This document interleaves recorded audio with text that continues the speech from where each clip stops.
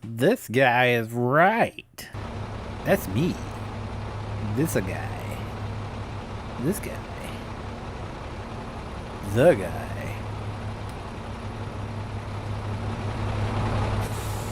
The cool guy. The awesome guy. That's me. Don't be chilly.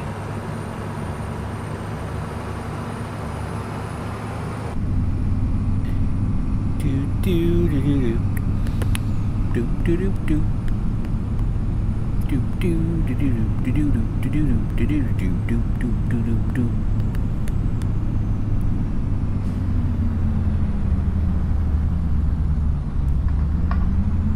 That sounds good. Wherever that was.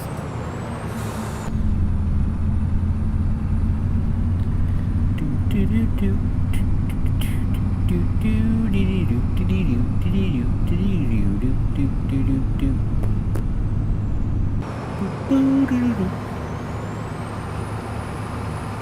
Is there a place already to buy?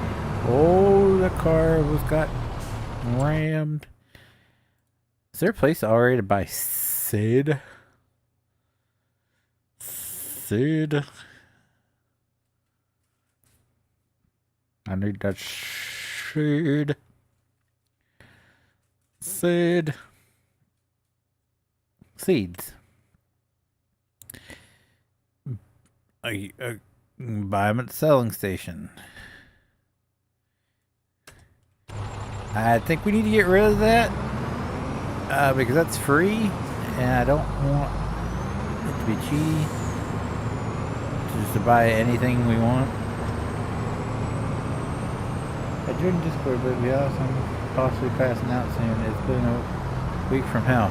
Dude, all we did was go grocery shopping earlier. And I am just spent. Like,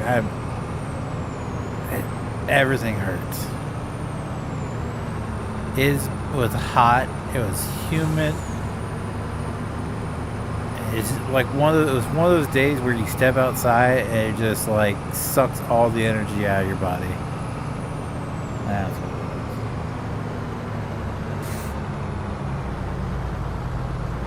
is. What's up, Redneck Gaming? How are you?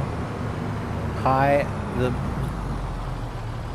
the gay bassist. How are you? Interesting name, sir. What's up, W Man? How are you? So for console, should I buy FS22 or FS25? I would say on console, 25. Hands down. Already the selection of mods available for console on... See, this is what I'm talking about. I think this has got to go. Yeah, alright. I'll replace it with the paid one.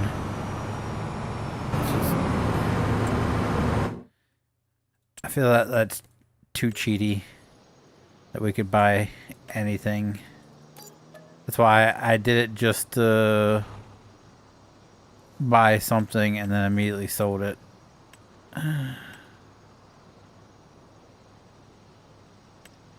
we go. Sorry, hold on. I'll finish my thought, I swear. Okay. So just the selection of mods available for console and 25 I think is already better than 22. And it's gonna get better, so I'd say 25. Definitely for console. Redneck Gaming, thank you for the $5 donation, sir. Much appreciated. What's up, Chad the Lad? How are you doing tonight?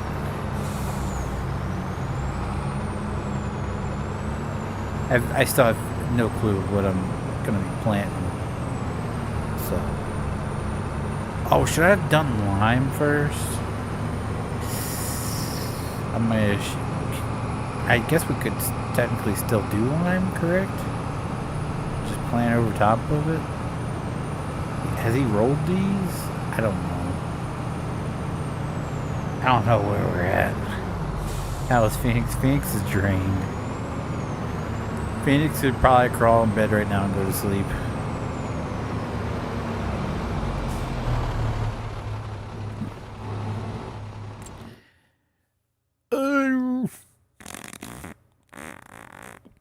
pumpkins?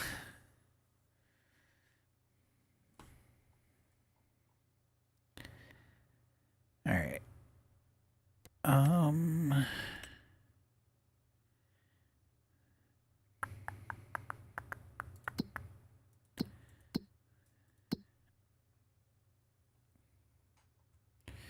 Planting season all year.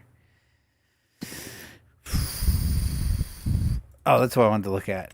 See, I'm so far gone. I don't even know what I was supposed to be looking at.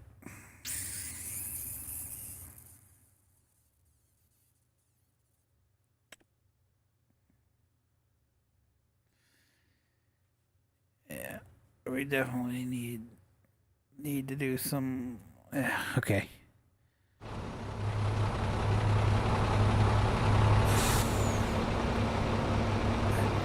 Shut that off. Disconnect this. We'll pick up the line. Why is that? It's because of the weather. It's why I just talked about how it's just like it's one of those days where it's just so hot and muggy that like you step outside, it just sucks all the life out of you.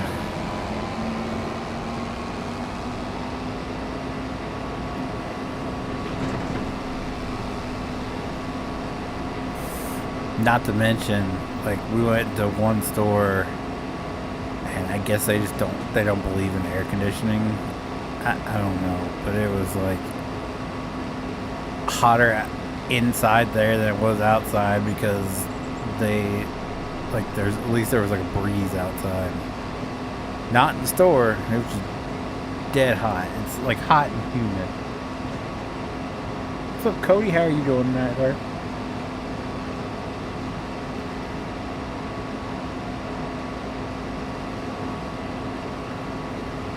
Let's take the top off.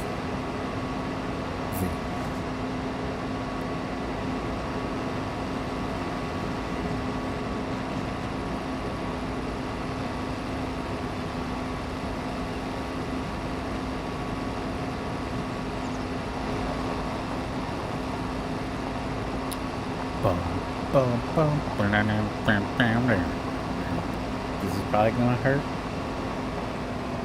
So I have an update about the Super Potato PC of mine. Of course we would hit the fuel tanks. I blame Cody and his potato. What's the update?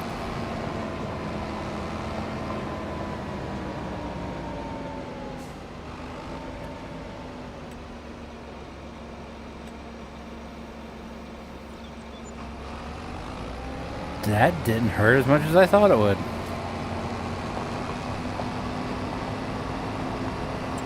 So what fields do we have to do?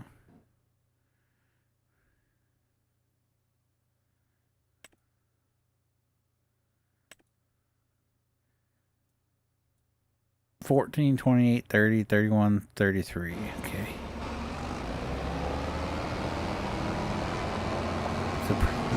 So Super Potato, did you just upgrade something and you killed it already? Wait a minute. What'd you do?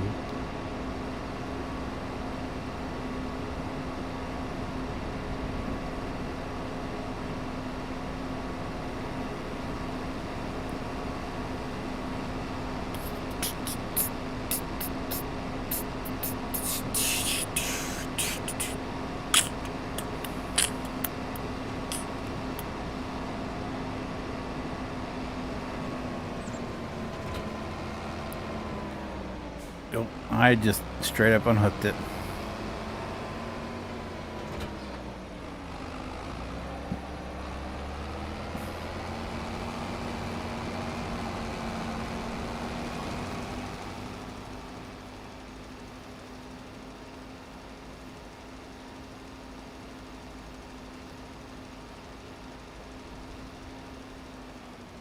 Hold on, let me turn this off so I can read the paragraph. Well, I upgraded the graphics card and bought a new power supply for it, and apparently my new graphics card and power supply don't really work with the existing motherboard. Oof. Oof. That's why I highly recommend, if you're gonna be like either building one your own or upgrading parts from your current one, to check use PC part picker. It'll tell you if there's any like incompatibilities with it. Matter of fact, if you punch in like all your current specs, and then you like, it'll tell you like it'll only list stuff that's compatible with, like, if you list like your motherboard and all that, it will only tell you like what graphics cards you can use. So I highly recommend PC part picker. I have used it to build, what, 4 of them now? Because I built mine, my first one. I built my wife's. I built my second one. And I built one for He Who Shall Not Be Named. All 4 I used PC part picker for.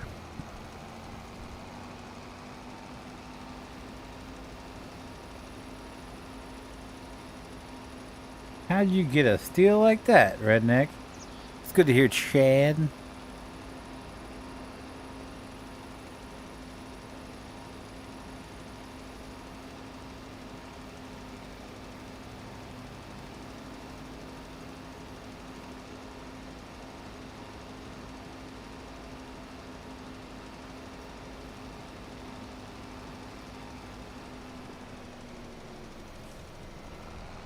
Sorry, car. You know what? No, I'm not. I don't apologize. Putting food on your table. Fool.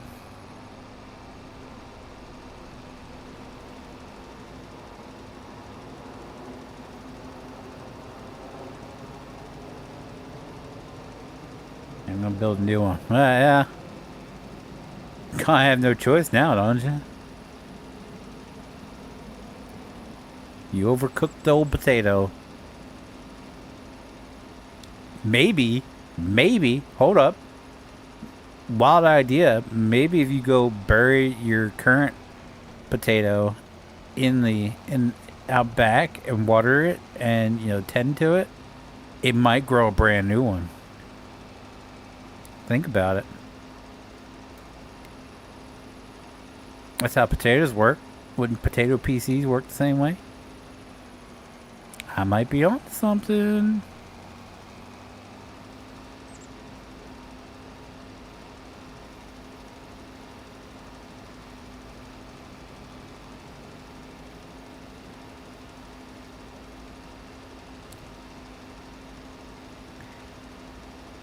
Well, if it doesn't sprout and grow a new computer, you could always just put a headstone there.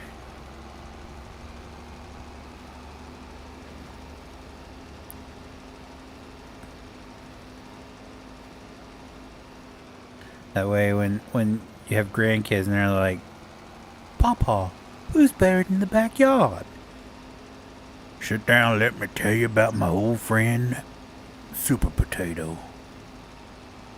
And by the end of the story, they're going to be like, wait, it was a computer? Yep.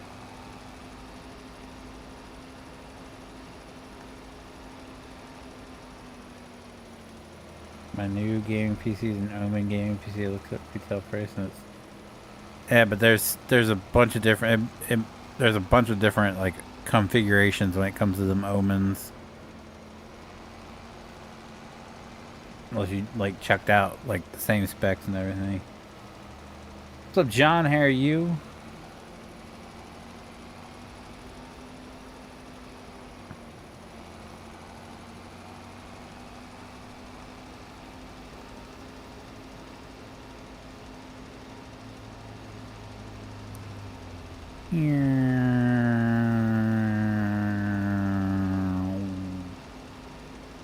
I'm good too, sir. I can't complain that I just feel drained, but I guess I can't. Really? Oh, I knew it was gonna happen. Gosh darn it. No.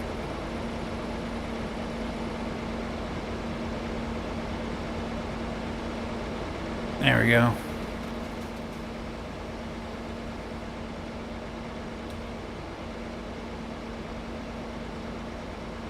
Shh, don't tell anybody. Just tell them it was AI.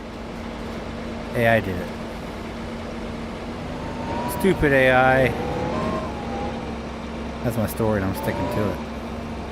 Yeet. Oh God, oh God. Nope. Nope. Nope. Help. Help me. Help me, Tom Cruise. I'm tweaking, bro. There we go.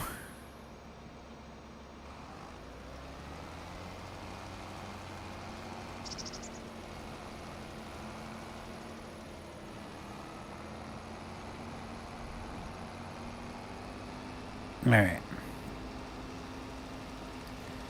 That's 8 terabytes of storage. Ain't nothing these days, man. Ain't nothing. I want 40 terabytes of storage. GTA 6 is probably I'm gonna go out on a limb and say GTA 6 is gonna be at least a terabyte. I swear it's gonna happen, dude. It's gonna be massive.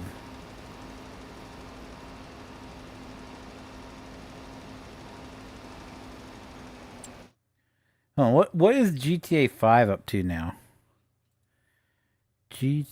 Nope. Yeah, there we go. 114.16 gigabytes is what Steam says. I think it's definitely closer to like 130 at this point.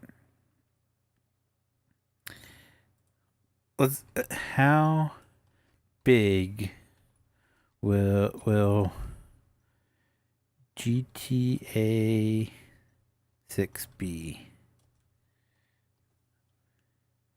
150 to 200 gigabytes. I don't believe it. Some suggest even larger possibilities, possibly nearing 228 gigabytes. That I believe. That 100% believe it's gonna be at least 250. There's gonna be at least 200. I'm gonna put it closer to being 250. Are we taking bets right now?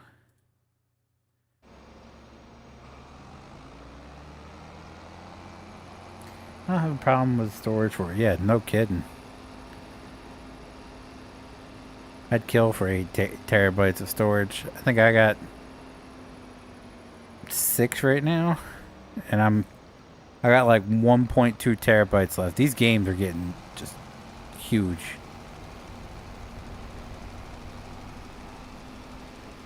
What's up, Zach? How you doing, sir? I do have to do this field, right? Yeah, okay.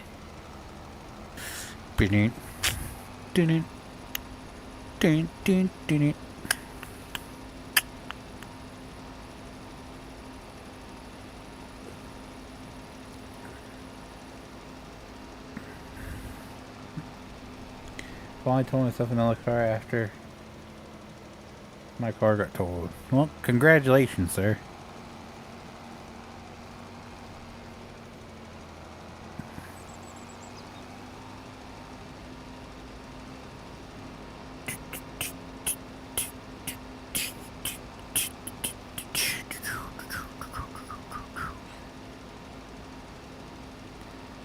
What kind of car did you get?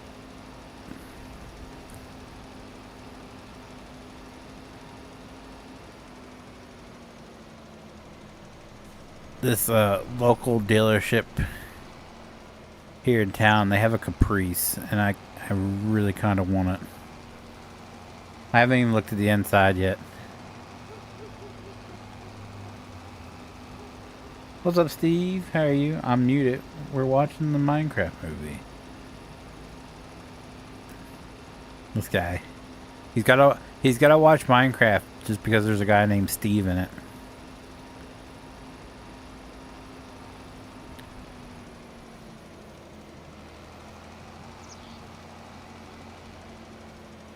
I'm doing fine. I did hear that part. Huh? Did you hear about the train derailment in Delaware today? Yeah, it's up north.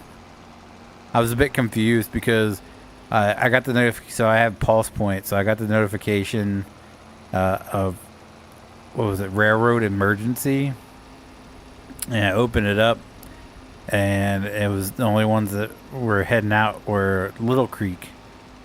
And then I looked at the address. I was like, wait a minute, that's up Newcastle. I was like, okay, that's a bit weird. So then I went to Newcastle's because I don't have Newcastle notification set up. So I went to Newcastle's Pulse Point page, and it was like there was just a ton of units on scene. And there said traffic collision involving train, whereas the Kent County one just said railroad emergency. But then, so I that's how I found out about it first. And then it was Facebook that I saw later on that it was like just cars got derailed. Like it wasn't even at an intersection, so I don't know how a car would have done that. It really looks like the tracks just gave out from the pictures I've seen. I don't think it was a traffic accident at all. But yeah, was it 6 cars derailed, all carrying crude oil?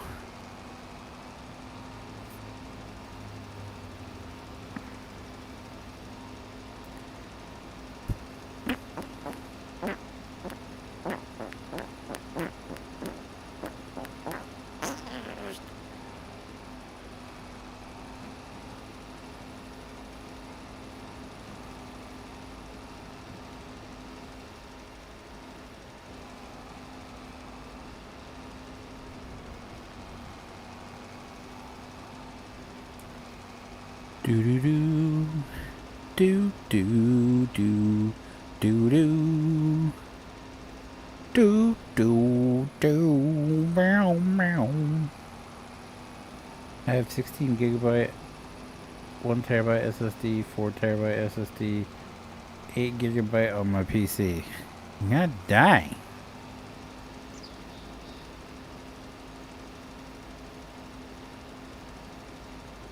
Do do do do do.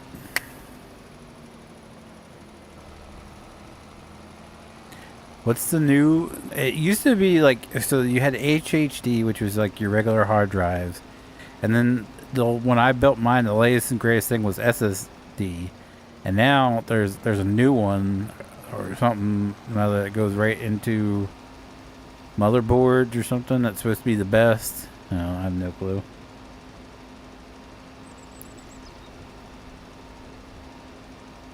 Oh, good Jesus Lord.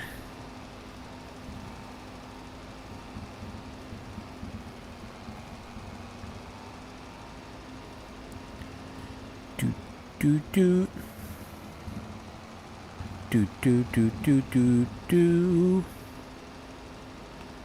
Bam bam bam bam bam bam. Wee.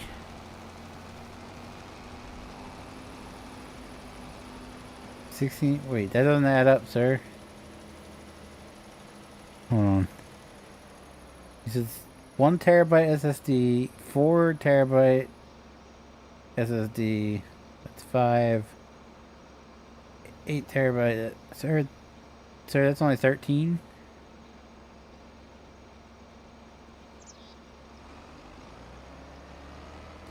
Little Creek, that a long drive for them to bring the hazmat up north. Yeah, but it's like they're like the main hazmat team in Kent County, so that and I think not Cheswold. Maybe it is no. I think Cheswold's got like the for collisions and stuff. Who else is it?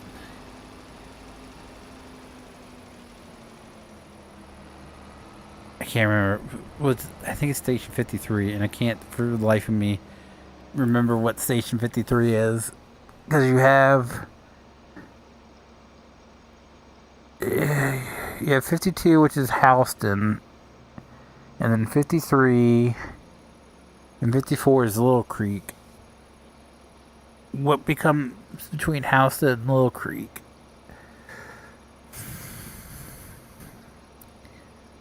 HIJKL.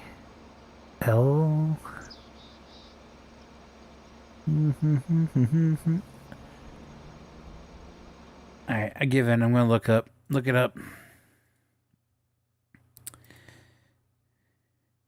Lipstick.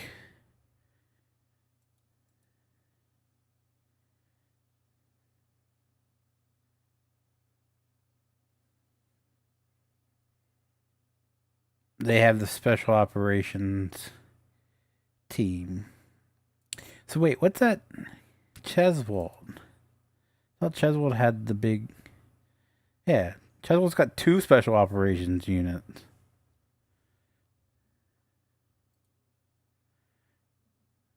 I completely forgot about lipstick. Jeez.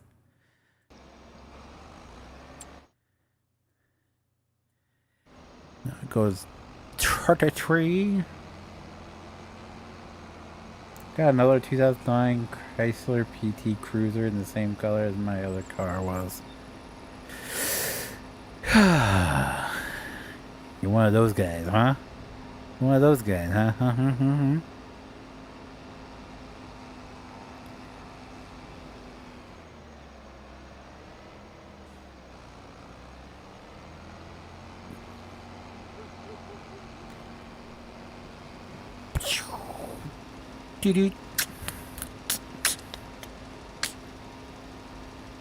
Don't forget you have Station 74 near you? That's not near me. That's down... That's in Sussex. That's a... What is that? That is... Delmar. Delmar's way down there, bruh. Delmar is way, way down there.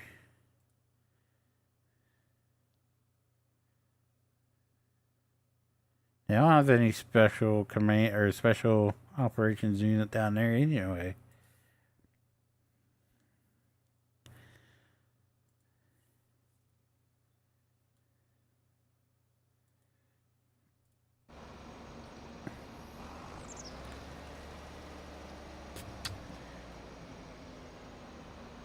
Phoenix, what is the biggest fire station? Fire station in Kent County. The biggest fire station in Kent County?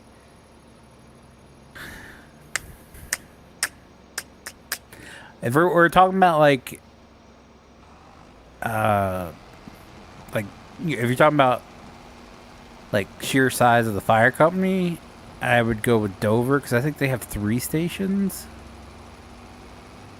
If we're talking about like the size of the actual fire station,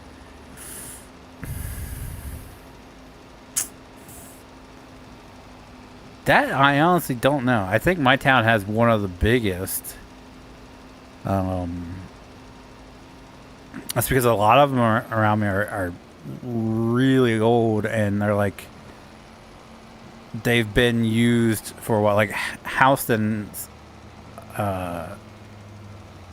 is just like, I think it's just like an extension off their old one. I could be wrong. My town has a pretty huge actual station. As far as like most trucks, it's probably like Dover. I think Dover's got the most trucks. That's near Maryland. Yeah, Delmar is on the Delaware Maryland line down south. That's like as far south as you can get in Delaware.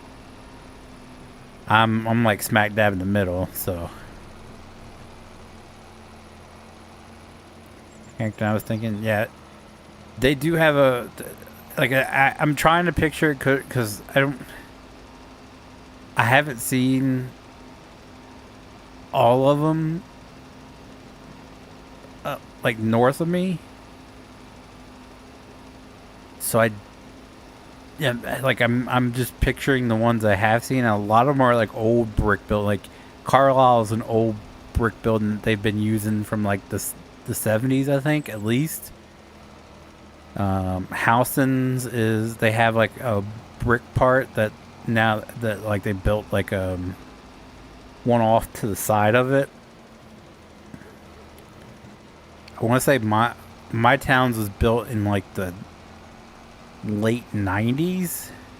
Before that, fun fact, my town, the police department is now in the old fire station. They bricked up the garage bays, and they converted it into the police station. But I think it's the biggest around me, at least, for sure. Aren't fire departments in Delaware are paid?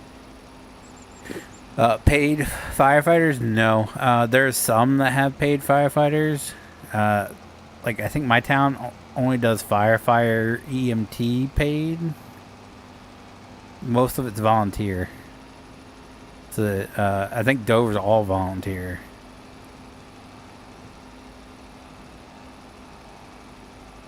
Because they don't run ambulances. But a lot of them around here, they pay for like EMTs. They don't pay for firefighters. It's all volunteer. Is there any tillers down south? No. Nope. To my knowledge, I don't know if there's. I don't think there's any in Sussex. I know there's none in Kent.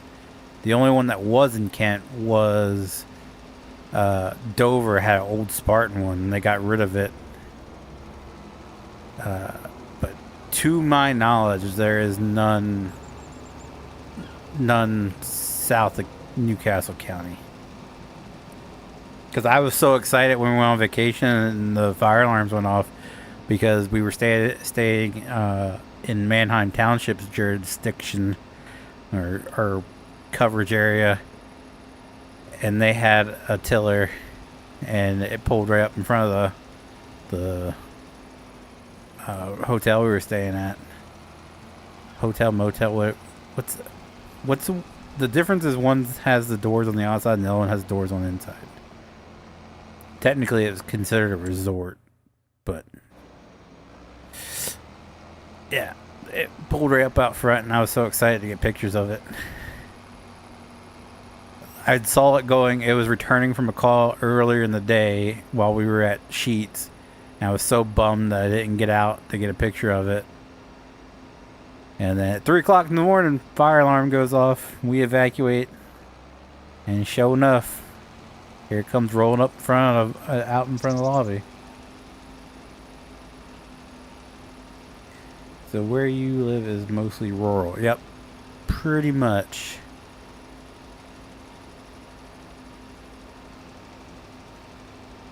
Pretty much. They're slowly but surely changing it, though.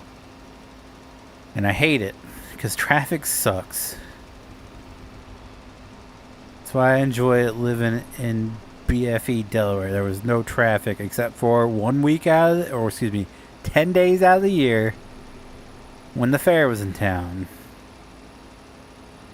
And now it's just traffic every day. I hate it. I absolutely hate it.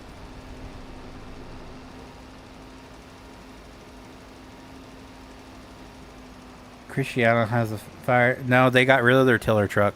They had a tiller truck. And that was the only one I know of. No, I'm pretty sure some other ones have them up there, but they actually got rid of their tiller truck. They actually traded Longwood Fire Department in Pennsylvania. They traded because Longwood had their old Seagrave ladder, So they traded the tiller to Longwood and got their old Seagrave back. That just recently happened a few months ago.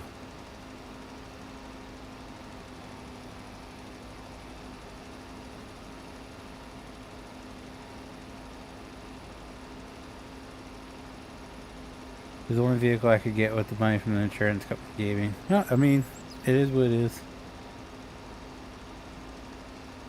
Oh, okay, yeah. Yep. They're pretty sure it's the only one I knew off the top of my head. Like I said, I was pretty sure other ones had tillers, but not off the top of my head did I know who had them. I knew Christiana had one, but they traded it. Like I said, they traded it to Longwood to get their old ladder, Seagrave ladder back. Wilmington has one? Because I don't go that way much. I really don't know. I do know I really like Wilmington Manor's Ferrara though. That's a pretty schmexy rig.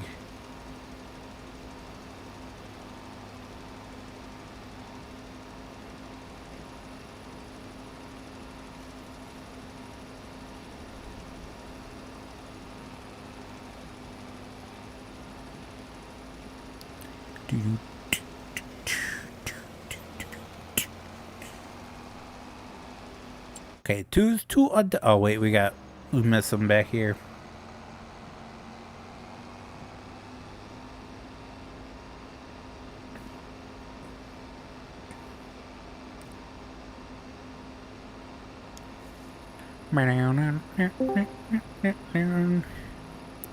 Oh, hello.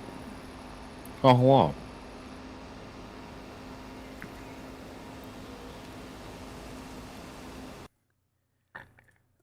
Boop, boop, boop.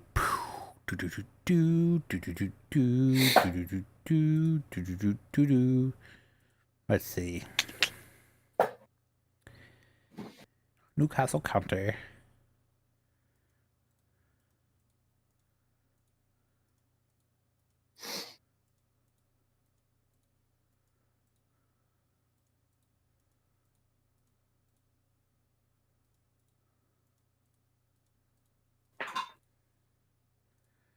Oh, Lord. Yep.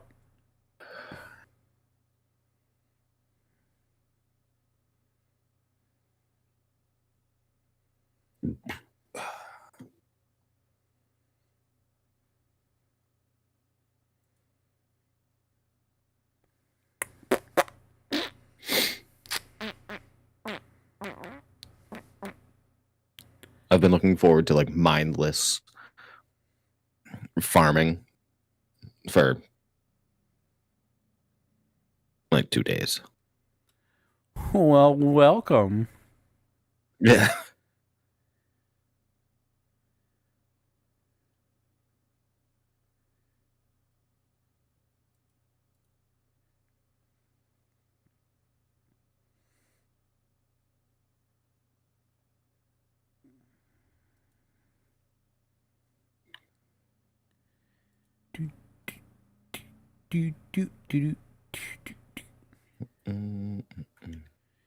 Yep, ladder 9 is meh.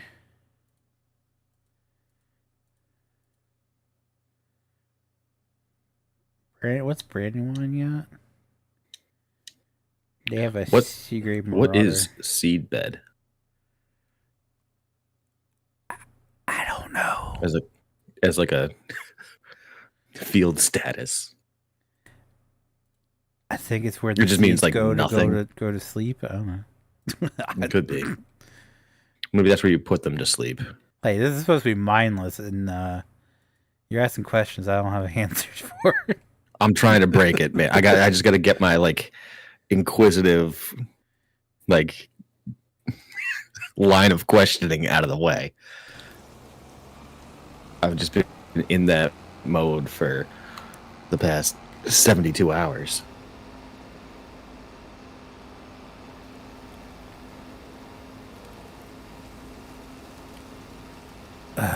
Just numbers, man. I don't miss it. Anyways, sorry. I'm just drained, so I got no answers. What have you been up to? It's one of those days where it's just so hot and muggy that it just makes you feel like. Oh yeah, yeah, yep.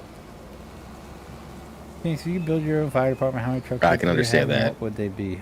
I literally didn't leave. I guess it would depend on the like the entire coverage day. area. I guess I ran out for like a quick errand, like 5 minutes down the road. Yeah, do what Steve said. And that was it. I just stayed in this room all day long.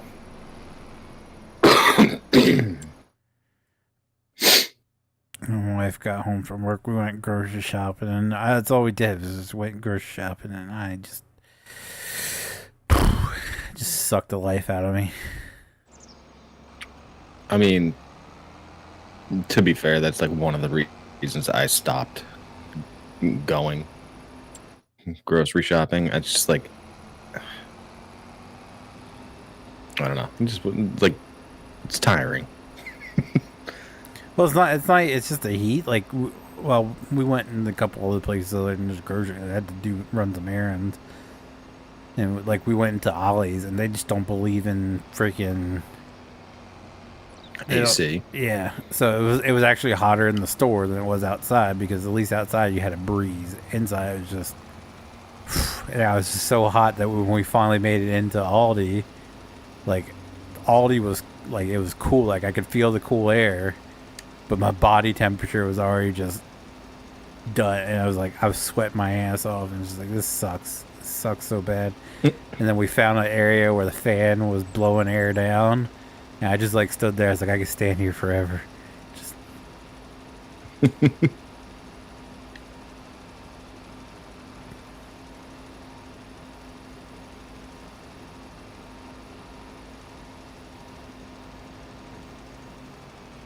I just don't like heat, man. Just don't like heat. FPHH. Fat people hate heat.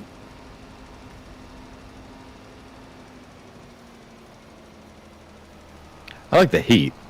I don't like the humidity. Like, honestly, like, screw that.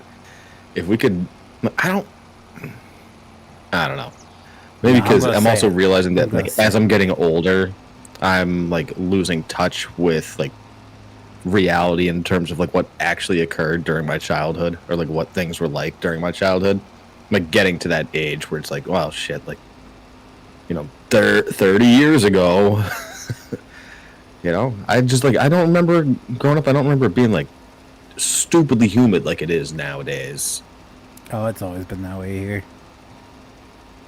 Yeah, it's always been. Yeah, but we're like, stupid. Yeah, but we grew up probably like the same distance. I don't know how far away from the ocean. Not far. Like 15, 20 minutes. Well, like was okay.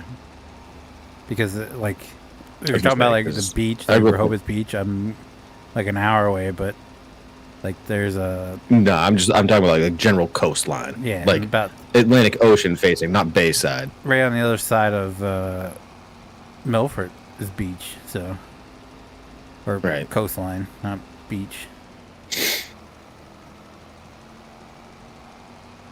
not far. And I grew up like 5 minutes from that, so like maybe, I mean, it wasn't as humid by the water, but you also have a little bit cooler temperatures up that way. Not really. Kind of, sort of, because you get like more like. We literally get whatever you get. Nah, you get more snow and shit up there than we do. Not true. Sometimes you get snow and I get rain because it heats up by the time it gets up this way. Yeah, but overall, you get more snow each year than we do down here. Mm.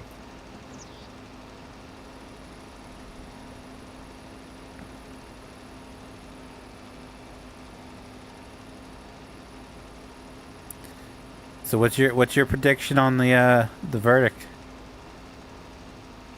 Man. Oh shit! Yeah, I know. I closing arguments for today. God, I know. So much has happened this week.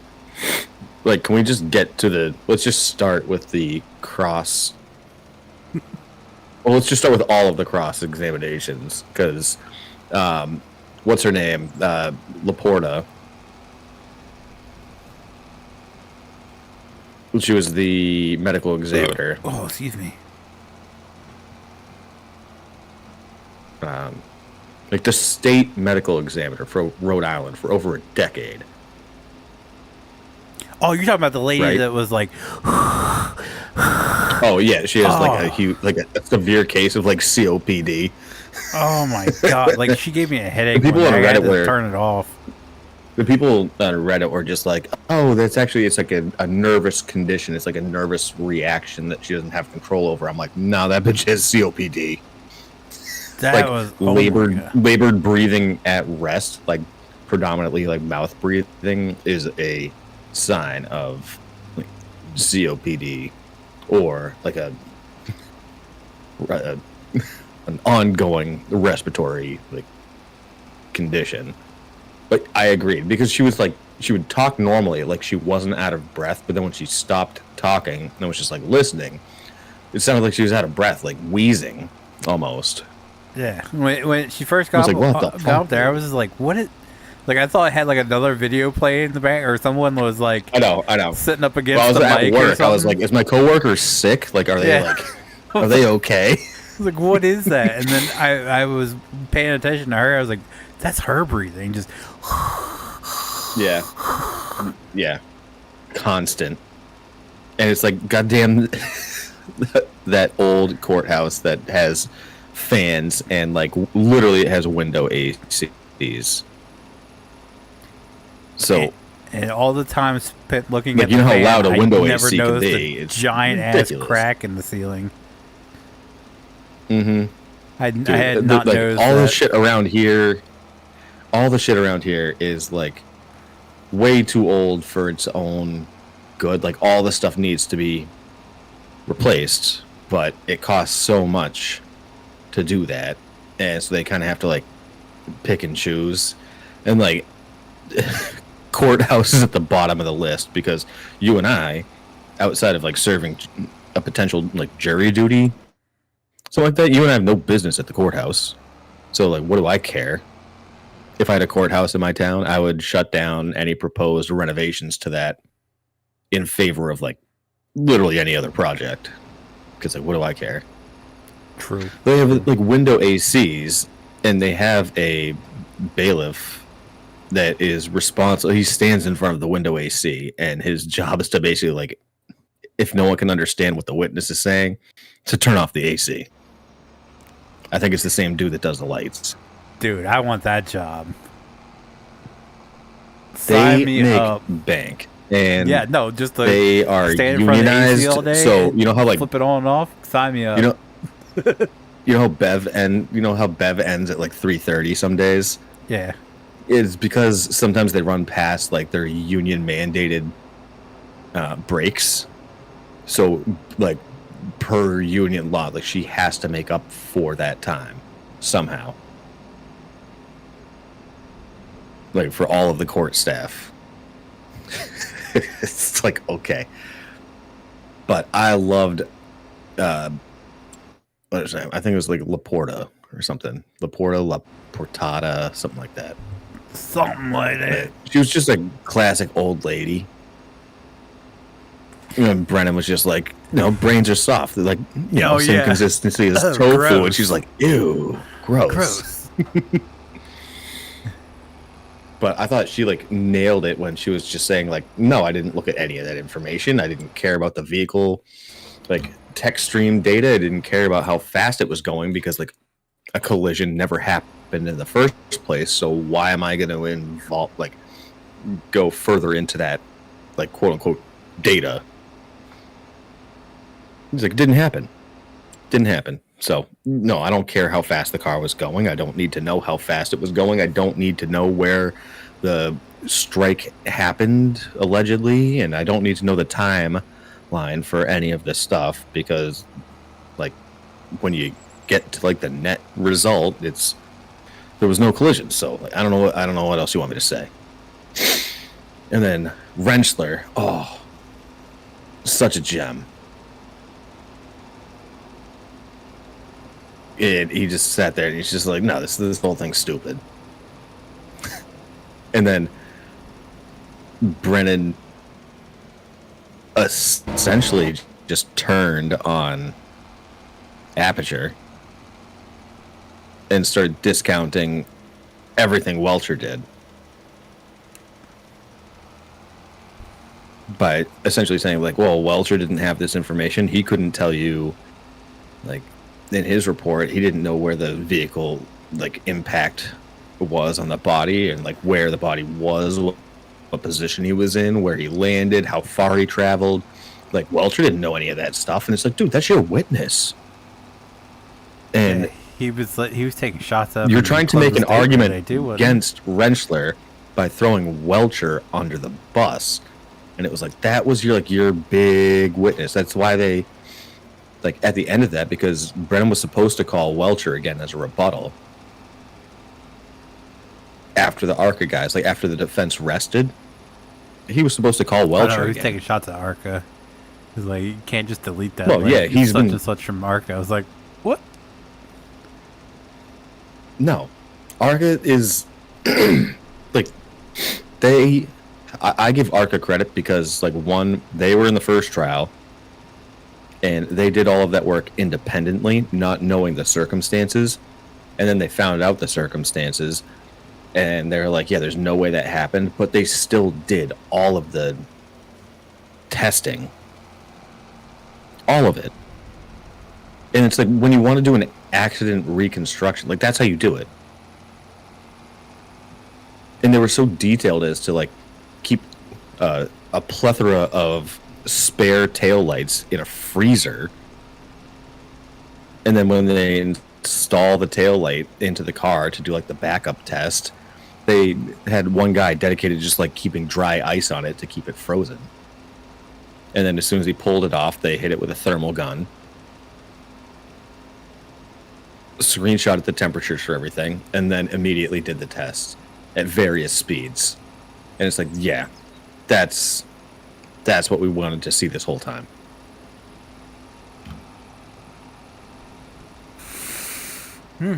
So I think Brennan gave up on the last day of trial because after, and especially with the x-rays, because Welcher said there wasn't x-rays.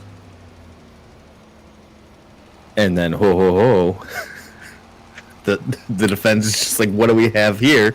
And it's like a 6-foot long piece of paper of, like, a gigantic x-ray of the entire right side of his body. And at that point, like, Brennan knew he was screwed because he either knowingly withheld that from Welcher, which is like withholding evidence, because they didn't submit it into evidence, but it was available.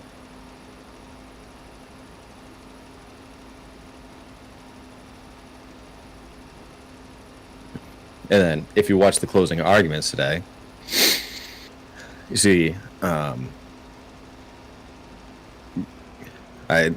I watched it and I was like, oh, okay, that sounds like Brennan's closing statement, or the closing argument sounded like Jackson's from the last trial. So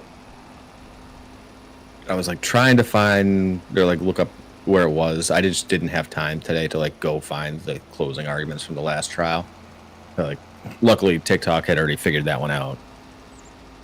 And so they like spliced a clip of, or stitched, like Jackson doing his closing arguments from last year and Brennan doing his closing argument this year.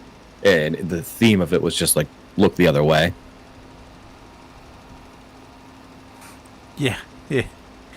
Is that why? So last trial, trying to convince the whole, like, he was trying to do the whole conspiracy theory, and they're like, oh, you know, like this stuff doesn't make sense. Just, you know, look the other way. You know, they're in the house and they didn't come out. Just look the other way. And this time around, Brennan uses that, and he's just like, oh, the defense is trying to tell you, you know, that this could have happened in the house. You know, just look the other way. And basically saying like the defense is trying to get you to look at all this other shit that doesn't matter, and avoiding the fact that like the tech stream data says that she hit him.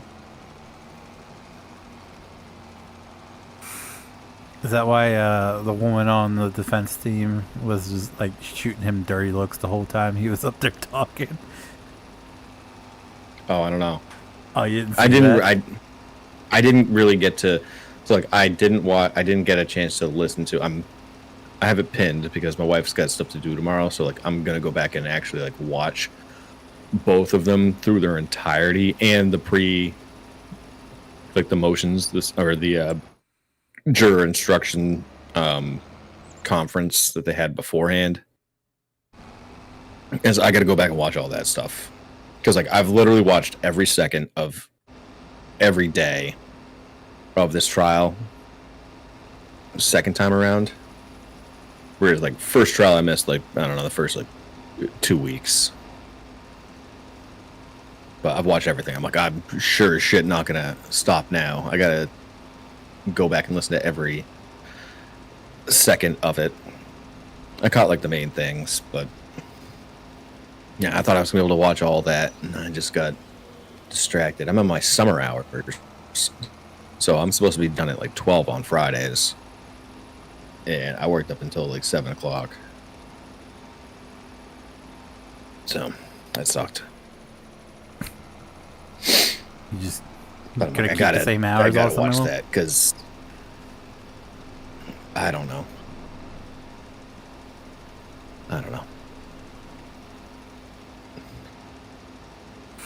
I'm trying to decide who's gonna last longer, me or my manager.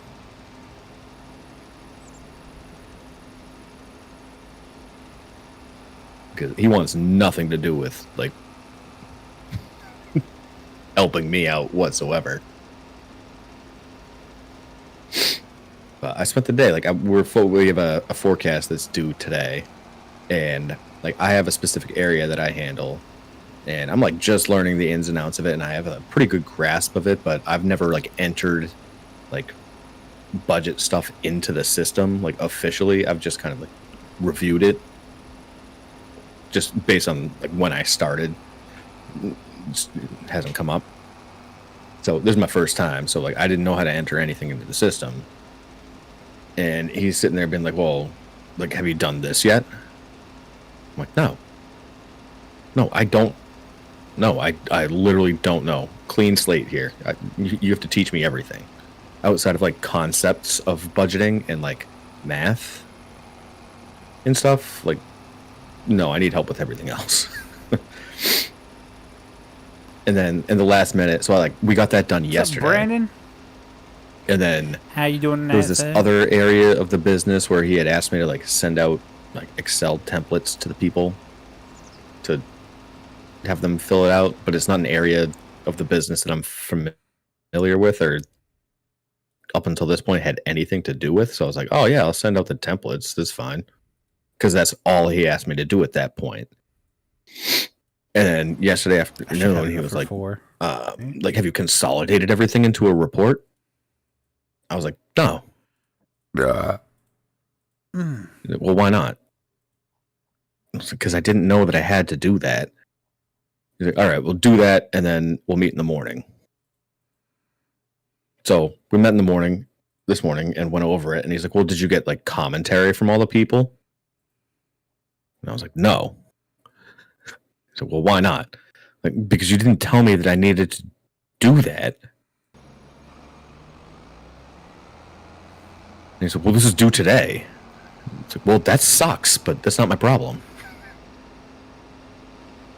And he's like, well, you need to get all this information from the people that submitted that. And I was like, you do realize that there's like 15 different departments and none of them are located in Massachusetts. They're all in different time zones, spanning from the closest was Minnesota, and there's one in California, and then the rest of them are over in like Malaysia, China, let's see, Sweden, Iceland, Swedish man, Germany,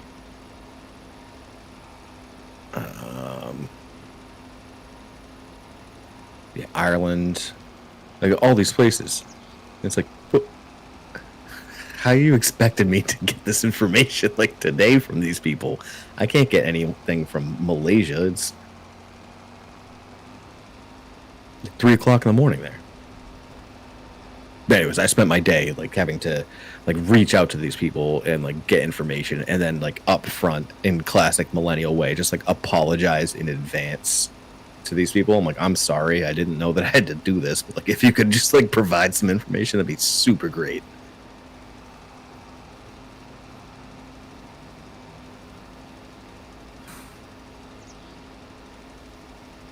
So like I don't even know if it got submitted. I did what I could and just like gave up. I was like, F it. But anyways, not the point. Yeah, you're stuck. That's a good stuff. Oh yeah, yeah, I know. I don't know. Like I'm getting the hang of it. It's taking me longer than I wanted. Nothing going on, but I am getting the hang of it. And I'm like capable of doing like month-end stuff on my own. Everything else is medical emergencies. Mind you, I'm doing this all with no training at all. I've gotten none. I'm just figuring it out as I go along. Fucking winging it, bud. In these situations where he's like, "Have you done this?" And I'm like, "No."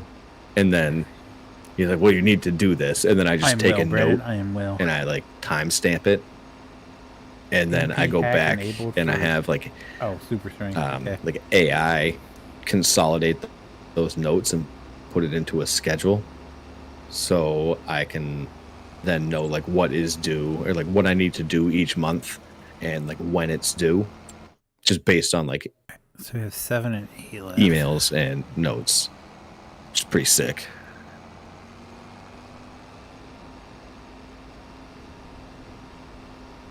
Oh man. Oh. Shit.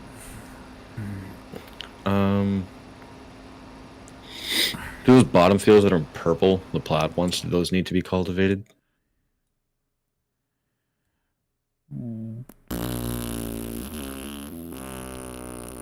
I think. I don't know what that 32 order needs one. is. And so it's 13. And so it's 1. Son of a. Wait. If you toggle it. 32, 13, and 1? Yeah, if you toggle it off, it'll just show you underneath that needs lime.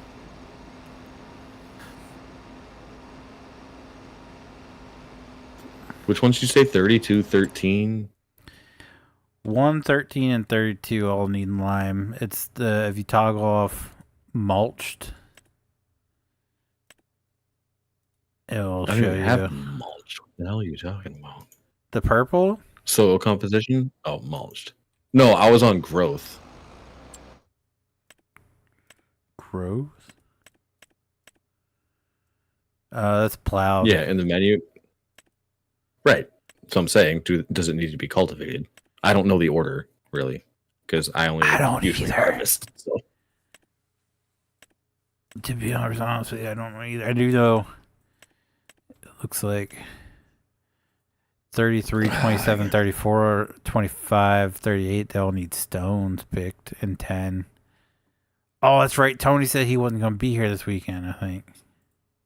He's not here. Yeah, he said he wasn't going to be here this weekend.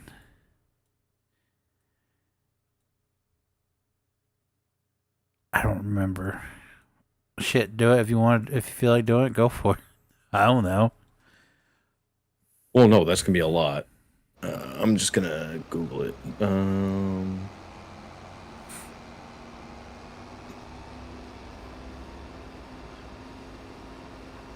It's been so long since I did any of it. I don't even know, no clue. Are there even like plows to just plow a field? I have no idea. Yeah. Let's do farming simulator 25. Do you need to cultivate after plowing? You do not always need to cultivate after plowing. Plowing is primarily used to create fields or break up soil after harvesting. So it's been harvested. So I would imagine. Oh, in some cases, using a seeder that cultivates while planting can eliminate the need for separate cultivation after plowing. When to plow. Plowing is necessary to create fields or prepare soil after harvesting root crops. Yeah, I don't know what was there. Any field that has red needs plowing. If it doesn't, you can just cultivate it, I believe. Right, but do we have planters that are also cultivators? No. I think our planters are rollers. Sure? I'm pretty sure. Like, if I don't have to do it, I'm pretty sure it'll say in here. Oh, no, actually, I'm thinking back to last week, and I'm pretty sure I left these ones alone because they needed lime.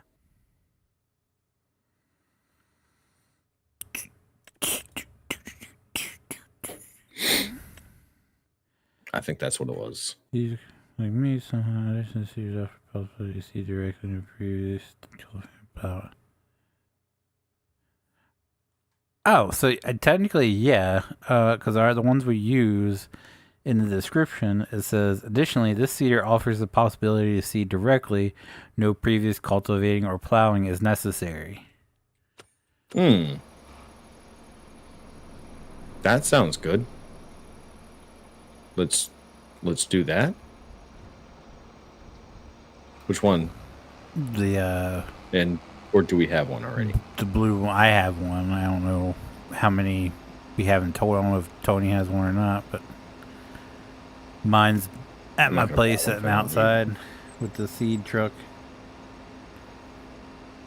All right, I'll grab my. Wait, where the hell's my stuff? Over here. Those people are creepy, just kind of standing there. Why is there a swing set in the middle of the roller coaster?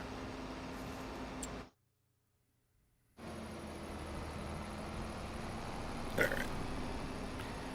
We do, however, if there's rocks, they do need to be picked up. I think Tony's just been plowing all of them, it looks like. No, I was doing that. Oh. Or no, not plowing. I was cultivating. No, these down here. But I think after you harvest, it turns purple, I think, right? Yeah, that's what it looks like this one is.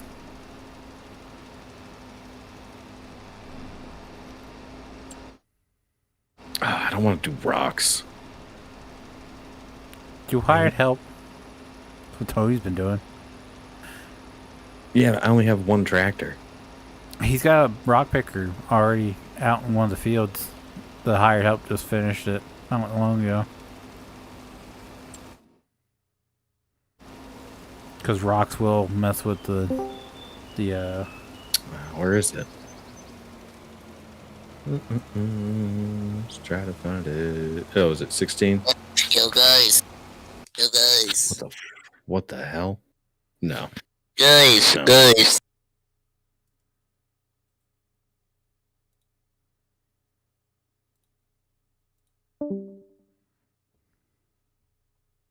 I was about to block him. I banned him. All right, good. One better. Yeah, I'm gonna grab a snack real quick though before I start assigning stuff. Getting down to business. Well, snack sounds good. Snacks. I think I might do the same.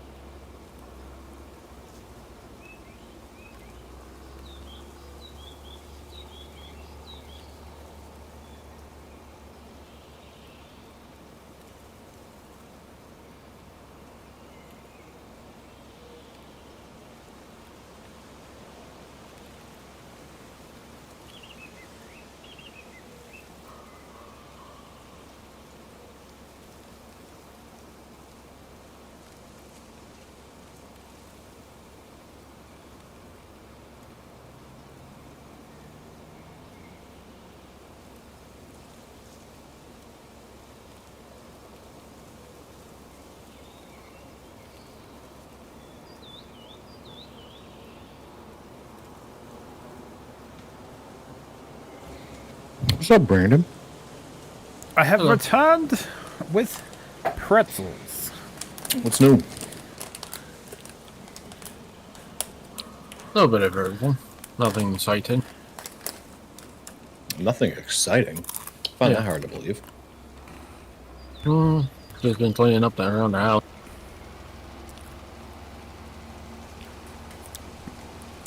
I got good and bad news. Oh. So, been digging deeper into Ancestry. And, so my second great grandmother is a descendant from Irish royalty. The McCarthy Ray dynasty. So I've been learning about them, but then I was doing my mother's side, and I think I'm part Amish. Brandon reminded me of it. Wow. Okay.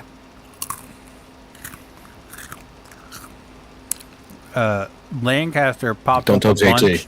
and then I saw a picture of one of them, and he's got the beard, no mustache, and he's got the wide brimmed hat. So he looks straight up Amish.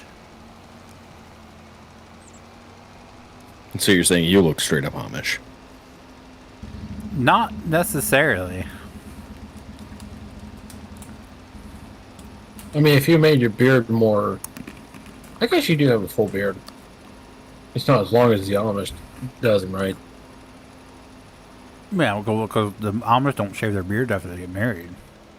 I'm just saying... I have trimmed yours mine. is more... Yeah, yours are a full size, And I have a guess. mustache. I am not rocking a mustache. I don't know how you can like a mustache. There's a love-hate relationship. I mean, I've had a mustache for... Oh, man.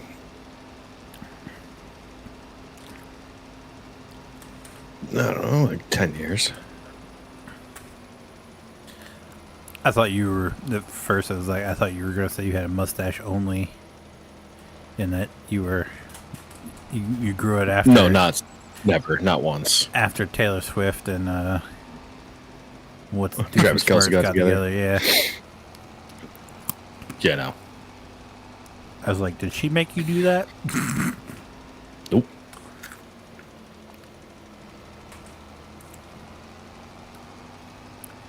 That picture of poor Wayne Gretzky sitting next to them too. He does not look happy at all. I mean, would you be? No. Nope.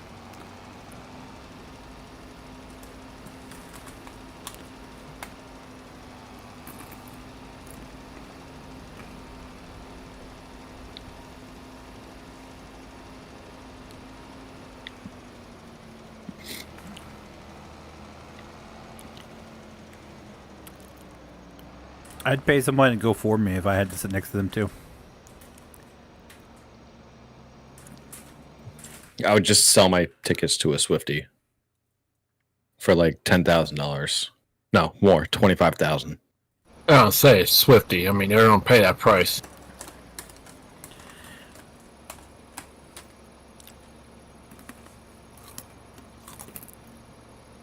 Yeah, but then she probably wouldn't show up because you're advertising Well, your no tickets. refunds.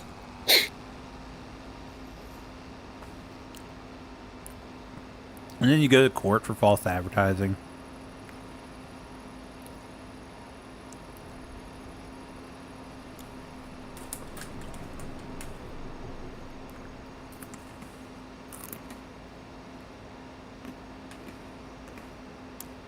But anyway, back to that I had to apologize to Brandon for all the years of making fun of him being Amish. Because now I'm afraid I might be part Amish.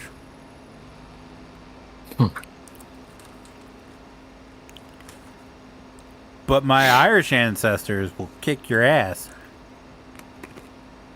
Maybe not. I bet they're from Totally Southern will. Ireland.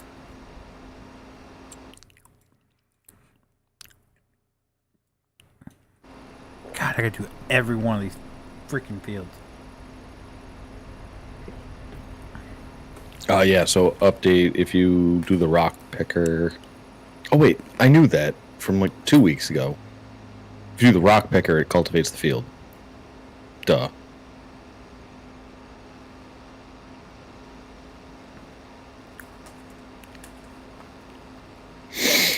Oh yeah, you said that. Right. Yep, I did. And the reason why I was actually using a cultivator is because the rest of the fields at the time didn't need rocks picked up.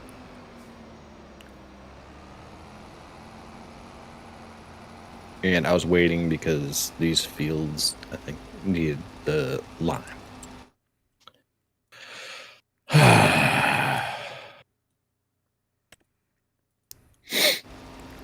Well, if I got that one going, I might as well just use my own.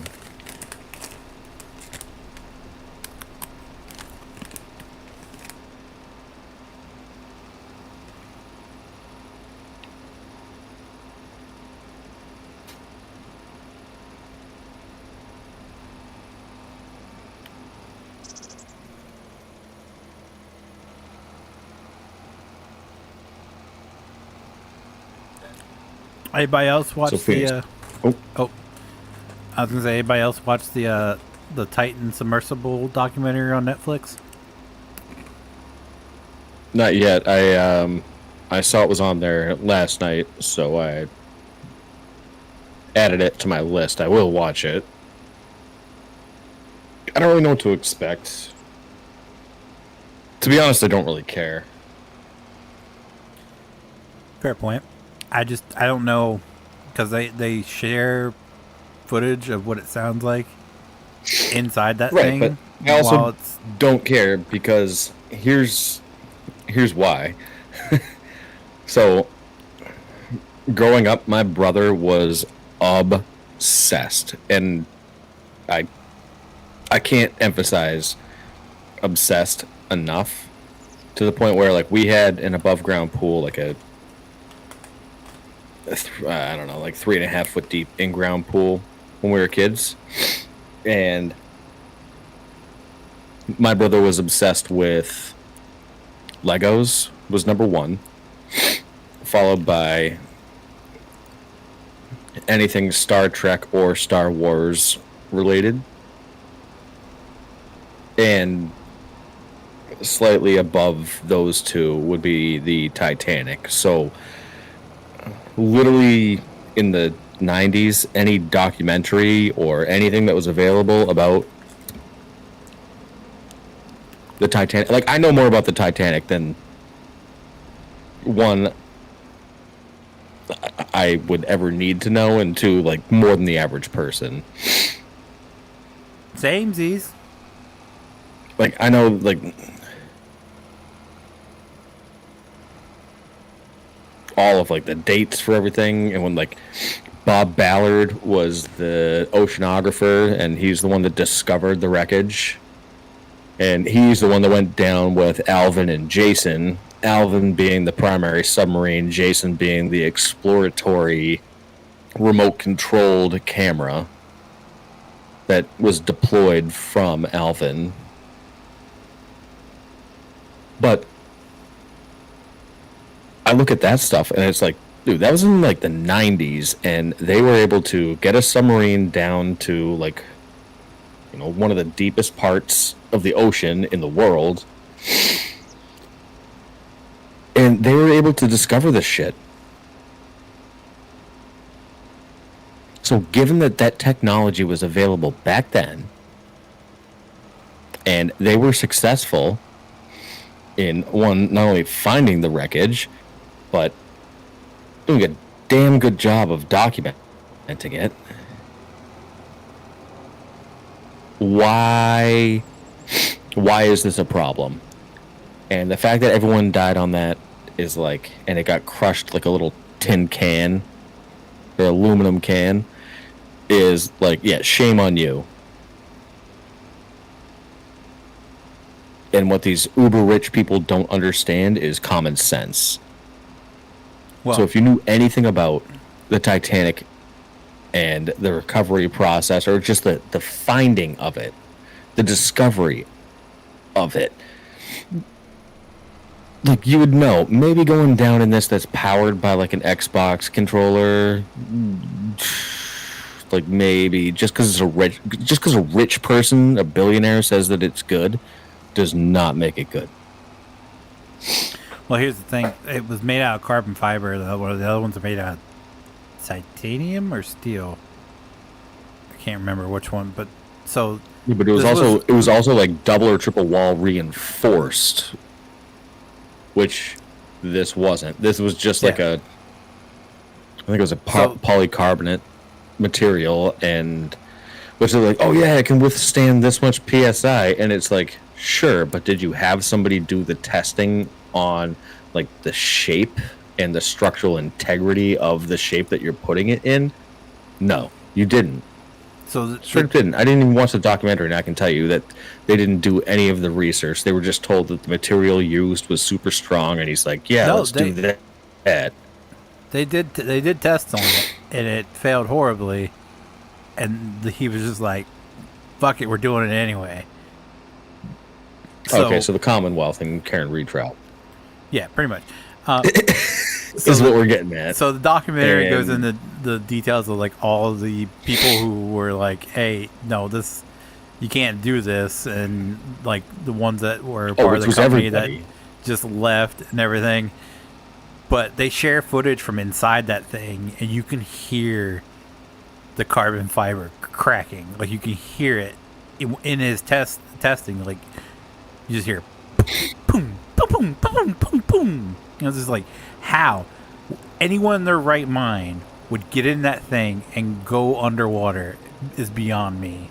It's like, like these people, some of them have to be relatively smart. Like the one guy, the Titanic, I can't pronounce his name. Starts with an N. Yes, but they're all rich. They're all rich and smart.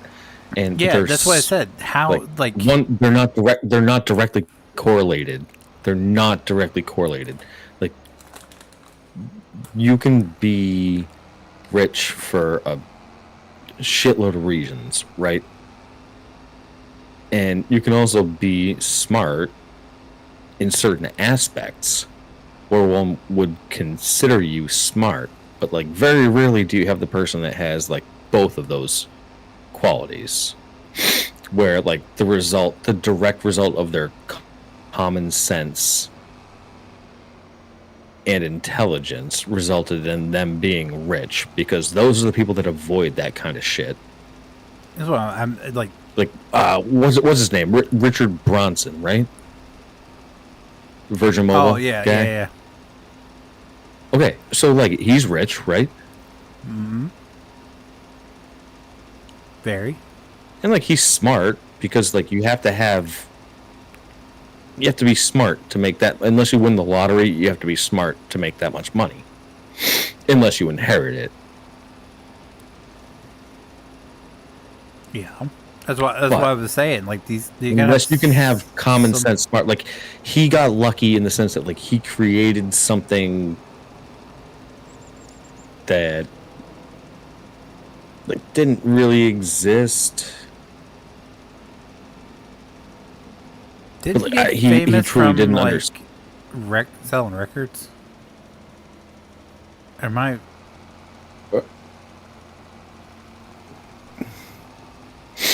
Come to think of it, yeah, because Virgin Records. Yeah, as I said, I think that's where which you guys then became start. Virgin Mobile. I know, and like again, this is where we're getting to Voyages, this age where Virgin Air, Virgin Hotel, like that's where he's just branched out, and that's where we're old enough to have to like go back and be like, well, what was his like opus?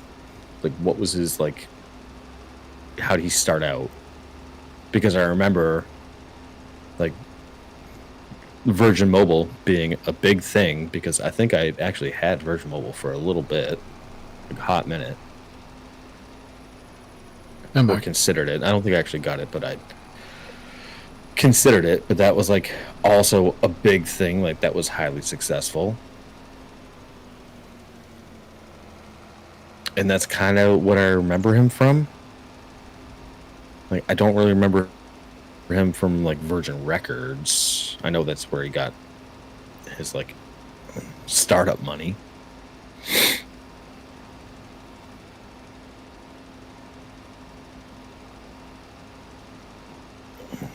But I'm like, my point is, these people have to have some sort of intelligence. Most of them, especially like the one, I don't know how to pronounce his name. Anyway, to hear that thing cracking and popping like it does as it's going down. And I mean, they talked about it before this documentary.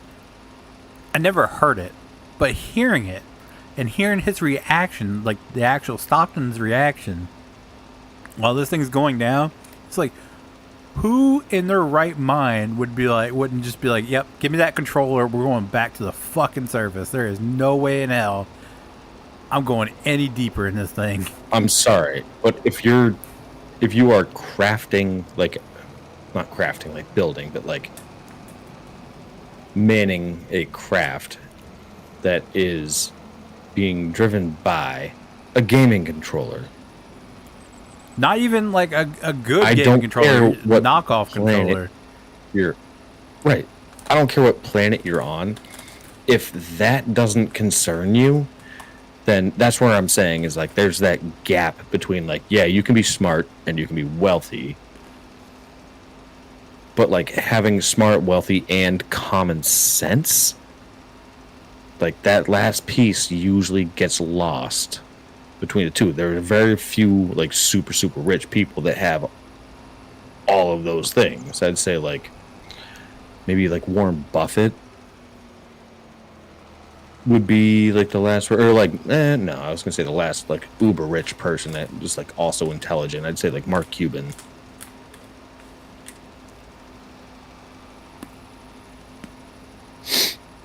Is also one of those people that has common sense. I mean, if you ever watch Shark Tank, like him compared to all the other sharks is ridiculous because they're all just like, well, you know, in my career, like I have all these issues and like all of this capital and all these problems. And he's just like, yeah, listen, I know a good idea when I see it. And like the numbers don't really make sense, but like we'll figure that out. Like your concept's good and I know how to make that big. So let's just do a deal. Because he has common sense.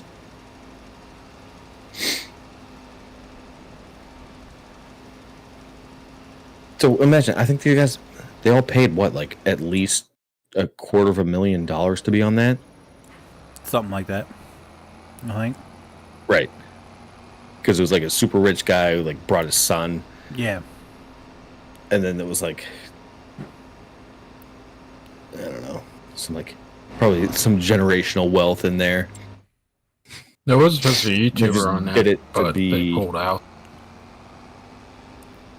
Like, Yeah. What was his name? But some people only do it. Some people do it for like literally just like and like this is the generational wealth where it's like you don't need to worry about making money and you don't need to worry about like what's in your bank account. Yeah, those people are like that's that generational wealth where they just lack hell. that common sense. So they're just like, hey, I want to make the news. What if I am like go on this sub to go to the Atlantic? Like I can add one thing to my resume at that point, right? Where it's just like went down to see the Titanic wreckage. Like that's all they're doing it for. They're doing it for publicity and like lifetime accomplishments because they have accomplished nothing, literally nothing. And I think that was the makeup of this venture. And it's like, yeah, I would never do that for 100 reasons, and 50 of them are anxiety related. And the second 50 are just logistics.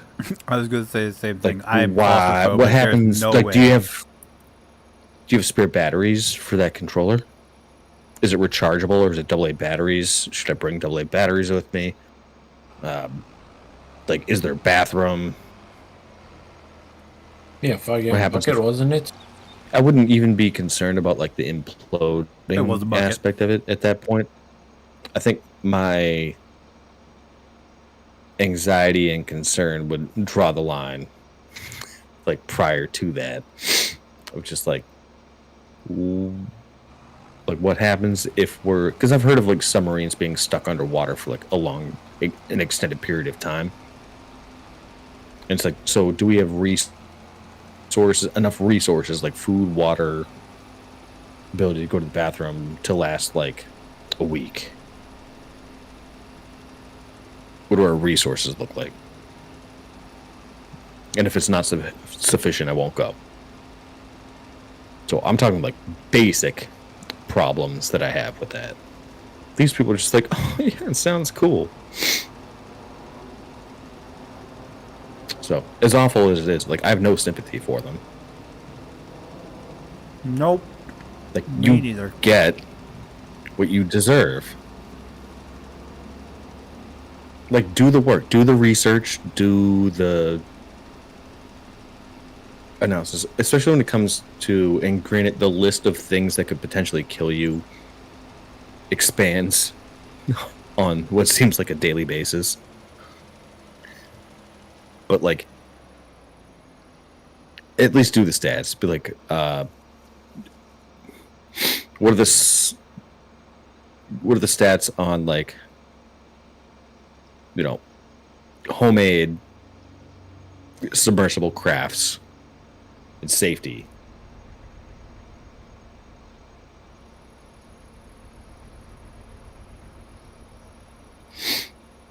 Like, I want to know how much danger I'm in before getting into a situation. Or like skydiving, for example. Like, I would compare this to skydiving. It's like, well, you know, there's an inherent risk where you're going outside of like flat land, right? Whether you're up in the air or you're underwater, those are two places that man is not designed to be naturally, right? So there's an inherent risk that comes along with doing either of those things. Now, what's important is looking into the methods of achieving those, like being in those areas that you're not designed to be in, and what the potential risks are. It's like, what's the likelihood?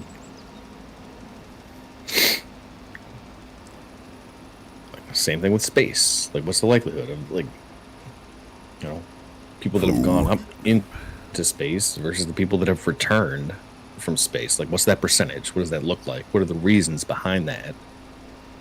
This is something that might be a bad idea.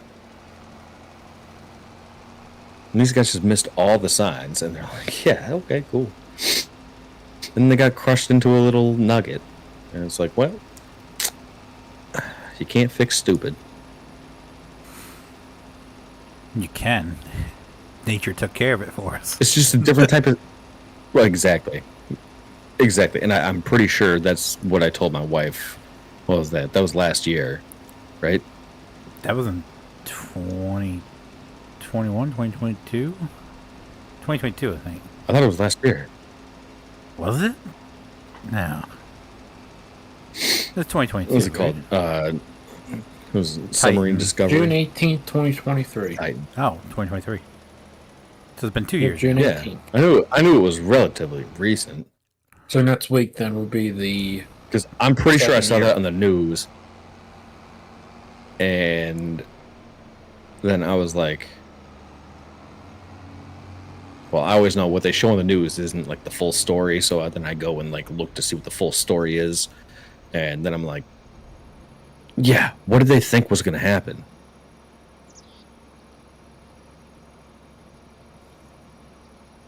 And I'm pretty sure verbatim what I told my wife is like, it's Darwinism at its finest. Like, a lot of the rich people don't deserve to be rich. I mean, that's how you And avoid it's kind of like taxes. it's like a litmus test. Like, can you handle something? Like, can you recognize the danger involved in this situation?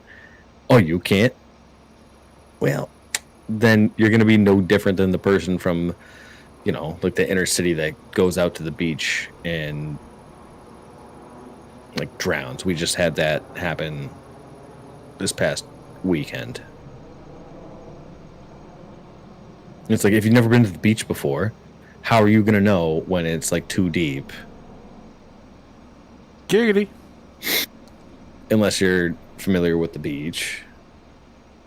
But other than that, like, unfortunately, it was just like two like recent high school grads, and they just like went out swimming, but they were completely like new to the beach in the area, and they drowned. It was awful.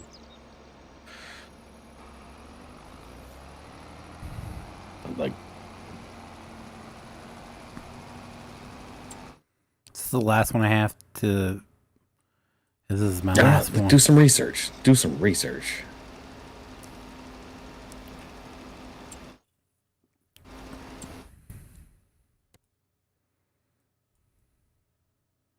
That was kind of morbid, sorry. Well, I wholeheartedly agree. But still, like, if you get to that point where you're like, yeah, I'm gonna go in the sub, and then as you're going down, you hear just like popping and cracking, like, nope, take me back to the service. I will beat your ass in this little tiny tin can if you don't hand me that goddamn controller. Because even like in the test footage, she's just like, pushing. Oh fuck, oh shit. I'd literally just start like threatening to push random buttons. Like, you're gonna have to physically restrain me. I'm gonna shit my pants. I'm gonna shit my pants. I'm gonna smell it all over the walls. Yeah. Yeah, I mean, because that's the other thing, is just like there was no way out.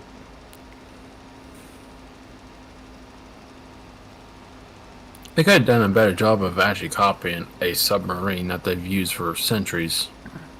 Well, that's the point. You mean instead of like a glorified way, like, he wanted a cheaper way to get to the bottom of the ocean.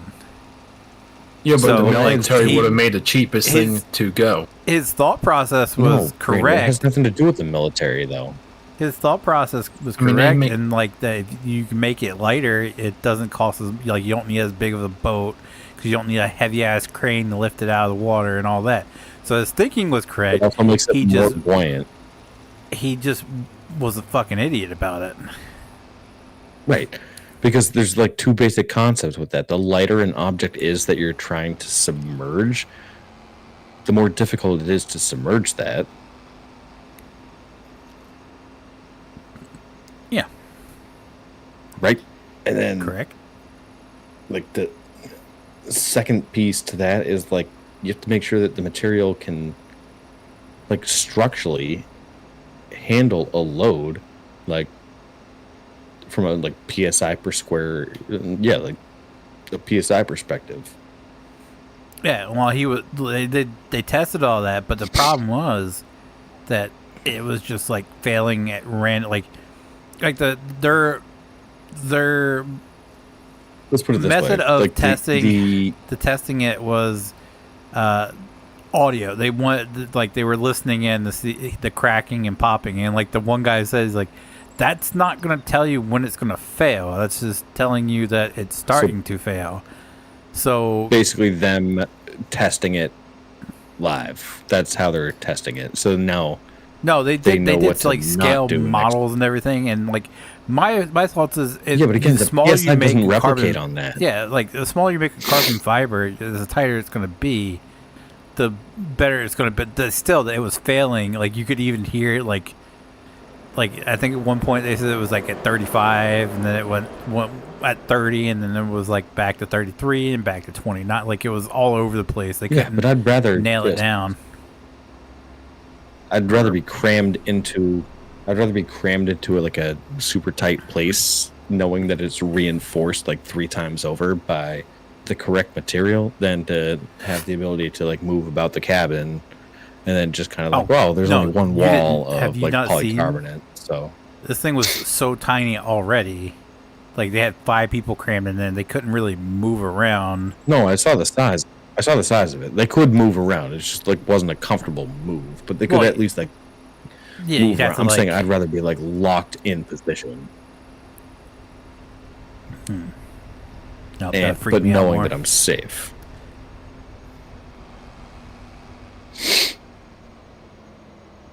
Again, I mean, I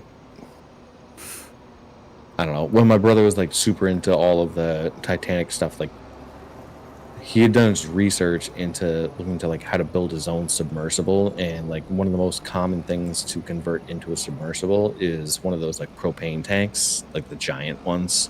Mm-hmm. It's because it's like reinforced steel,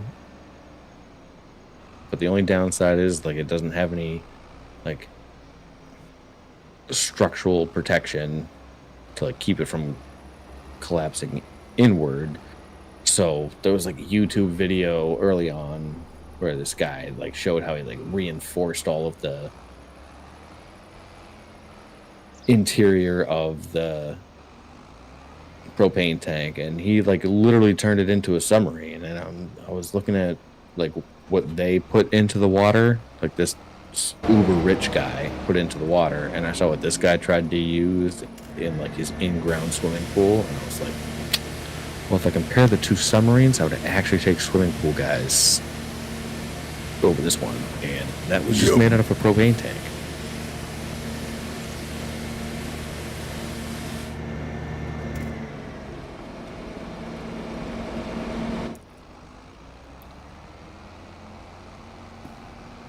%.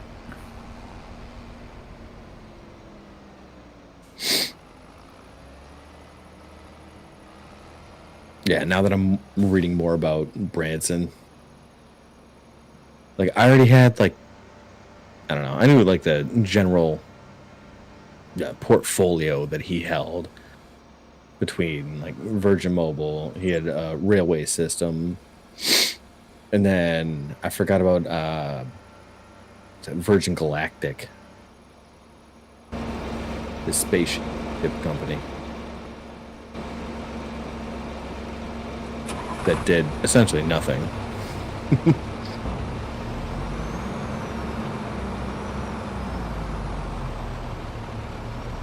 And it's like, now that's one of those idiots that has gotten very lucky.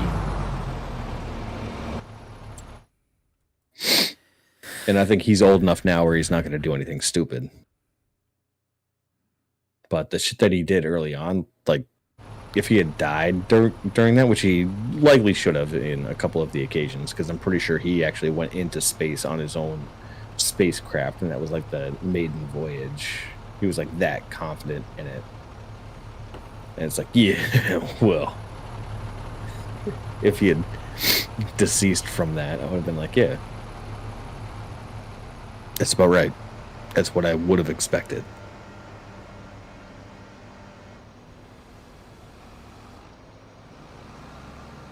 Well, damn. Yeah, I think we're gonna get the bigger John Deere out for this.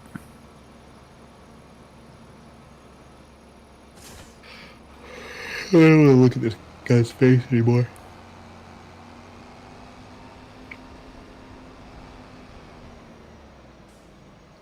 He's a bit of a creeper looking. Yeah, he did a couple episodes of Shark Tank, and every time he commented, I was like, yeah, I feel like you're kind of pervy. Oh yeah, all of his stuff is kind of pervy. I guess cruise line. Although I will say, if I had to choose like a cruise to go on, it would probably be that one because it's although I'm all in included. favor of look. Well, and it's adults only. Yeah, 18 plus.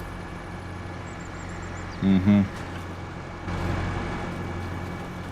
Which, if you think about it, if you're like 18, like 19 or something like that, like you're not gonna want to go on that cruise unless you're looking for a gold digger. I ain't saying she's a gold Like digger. me as a 22-year-old, like I wouldn't want to go on Virgin Atlantic cruise.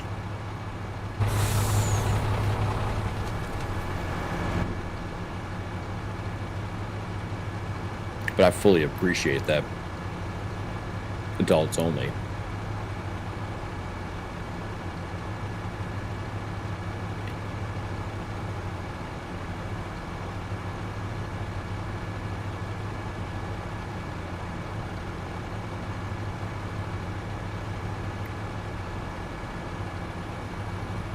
I'm starting to think both my neighbors, like both of them, are bipolar. For the past like 2 or 3 days, they've called each other every name under the sun. They've talked about divorce. There was screaming and slamming doors and you fucking lovey-dovey and like going on a ride on the bike together. I'm just like, what? It's called a toxic couple. It's not bipolar. Yeah. It's just like yeah. Have you seen these two? Like toxicity. It's toxicity, man. it's very toxic. Because we were all on board that he was the I don't know how to put it. Instigator. Yeah, but she is like, she's one of those people that like thrive on drama. So she intentionally creates shit. Like one of the things that happened last night was she went and got him cigarettes, but she left him in her car and then refused to unlock the door so for him to get out. So she went in and told him, "I bought you cigarettes," and then because he's out on his phone and it's like 11 o'clock at night, and he was like, "Why the fuck would you tell me you bought cigarettes and then keep them locked in your car? I'm tired of your dumb fucking shit." Like, Oh, I mean, yeah, I've dealt with that firsthand. I mean, and then he's like, "I'm not getting high," as he's smoking a bowl out on the front step. it's a different kind of high.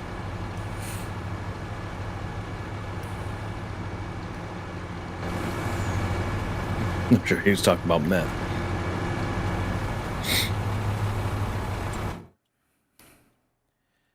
Do we have a liquid fertilizer trailer? I don't remember. We don't. Well, I don't have it at my place. So unless Tony has it, we don't have it. Aha, we do have a little trailer that hauls it. God damn, excuse me. What's a good color for fertilizer? Oh, like my ex, I specifically told her, I was just like, I don't want you seeing like your ex, because at first it was always like, oh, well, yeah, but I'm always like, to an extent, like I'm understandable. So like, actually, when I met my wife, she was living with her ex-boyfriend when we started dating. You homewrecker. Really? Yeah, same. Yeah, well, she was also living in Vermont too. So when I met my wife, she was like, living with her. So even if I said like you can't do that, there was nothing. Andrew, there was how are you? literally no way for me to like verify or like, you know, like she was 2 states away, and she was only coming back every other weekend at that point. So I was like, bye. oh, we met at a bar. Okay. I was absolutely hammered, and I had 2 pairs of sunglasses on. I remember the story. He's told it enough that I remember the story. Yep. Then again, I just remember things. Cause my wife was like, because I was telling her about something that was on the juniors podcast, and I was going in and telling her the whole story, and she's like, "How do you remember all this?" I was like, "I watched the video."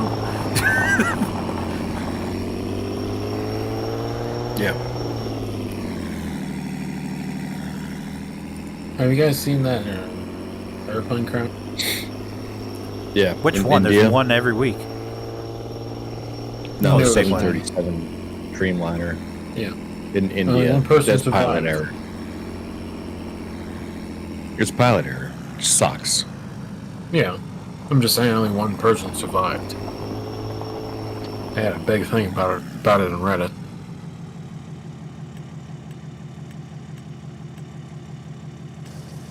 Speaking of which, I Yeah.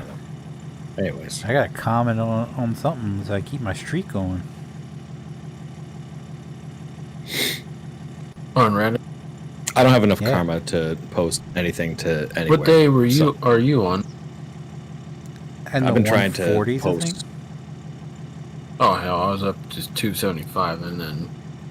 How do you get your karma up enough to post in like? Comment, Talking and different have people groups. No, but I upvote can't. your shit. I can't comment on other Certain people's groups you shit can. because I don't have enough karma. I did ask Reddit. Like the Karen ask Reed- Reddit. The Karen Reed file. I've been trying to comment because, like, surprisingly, there's very few locals in there, and the people are desperate to hear what the locals have to say. So I'm like, yeah, I can Day find a lot of 147. commentary Sorry. here. And I try to comment, and they're like, you don't have your karma up to a point where you can post. I'm like, oh. You have to post in other groups. Yeah. To get it up. So like I do ask Reddit, and then you just like I answer, like people ask questions, I'll put an answer, and I try to make them funny or something that like Oh, and it I doesn't don't know. matter. Yeah, and so more people to upvote. So I've had Let's like get- some that have and like get down 500 and some upvotes. That's how I get all my karma. Who was that just? What's your okay? How about this, just for the fun of it? What's your post and comment karma? Dana? I didn't know there was That should separate go to ones. main. If you go to your main profile, it tells you. I'm also going to delete my profile and start a new one. Why? Because, like, mine's like my actual, like, first part of my email. I didn't know that at the time. Like, once you have a handle, like, you're stuck with that for life. You can't change it. Has 3,534 comment karma and I don't- 56 yeah. post karma. I don't like it, so I'd rather have a Six. random name, but mine's tied to my email address, and I don't like that. Oh hell, I Especially if when I was talking about the Karen Reed stuff, like I don't want people to know. Because let's put it this way: like there's statistically, there's going to be somebody else that I know that's in the forum Karen. that's from Massachusetts that will probably look at that and be like, "Oh, I know Really, who that kid, thank you for is." subscribing. Welcome to the flock. I'm sorry for the other person. I completely Which I missed don't it. Hello, care Matt. about How that are much, you, but- Matt Black? It's still like I'd rather just prefer to comment on literally anything anonymously. Yeah, mine's a play on my one. Like I don't know. I've always liked his name. It's the former lead singer of Ghost. Evans Blue. I've always liked his name, so I've like if I ever on something where I don't want people to know who I really am, I use his name, his a play on his last name. I got 7,695 karma. Almost 7,700. No. Yeah, Well, 7,700. My original one had like, I think it was like 100,000 karma on it. I didn't know that it broke it down between post and that because I used It's to a post new fire update trucks that they and had. stuff. So like I was constantly getting upvotes on there, and then my account got suspended because someone else in the household created an account and pissed the moderator off in the moderator of the Delaware subreddit, and ended up getting banned, and somehow got our accounts like because we were all on the same IP, we all got banned. In the same IP. Yeah, they banned by IP.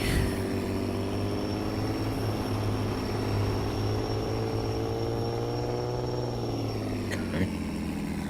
So it's like, why did my account get banned? And I got response to such and such, and I was like, okay, well that's not my account. And I thought your IP address was specific to your like router. yeah, well they can look up where the post, the IP that the post was posted from, or the comment was posted from. you not know that? Like the IP address. Yeah. Well, I thought that's specific to like the Wi-Fi network. No, that's Like, you don't carry around an IP address. when you post, like they can tell it's a shared IP. Just like if you were to like comment, if you were post something and then you like upvote Right, but your what own if you stuff, went they like can two towns tell. over and then come? Right, but what if you went over to like a different town and then Well, yeah, you can do that. Get a Like if you comment. hook to a different internet. So like my way to get back on it was using a VPN. Right, so that's what I'm saying. So they're tracking by IP address, not by like town. No, by your specific IP address. So, right, but you're saying multiple people got banned based on their IP because yeah, you're in someone the same that lived state. in So I no. don't I said someone that understand that. lives in the same household created an account,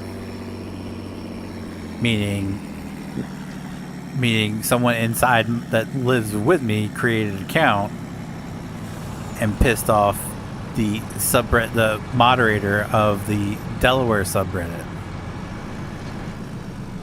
and got banned from that subreddit. And somehow, I guess they created another account and commented, and it was ban evasion, so it ended up banning every account that was associated with that IP address.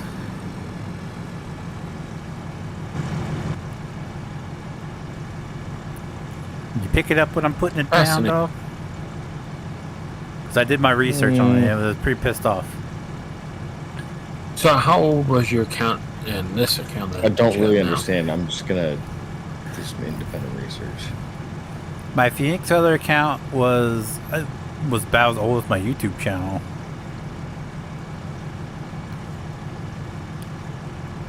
Now what about your new one? My new one, Just curious. maybe a year. 314. So Mine's- yeah, almost a year old. 342 days. Okay. Mine's from 2016. Friend of mine That's made me- probably how long my down Phoenix my Feather thread one was around, rips. and then it got, like I said, it got booted.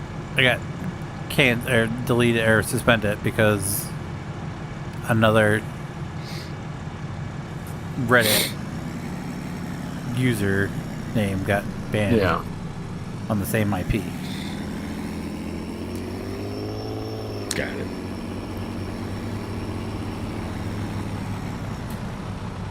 Which I feel post a like lot more than I talk on it.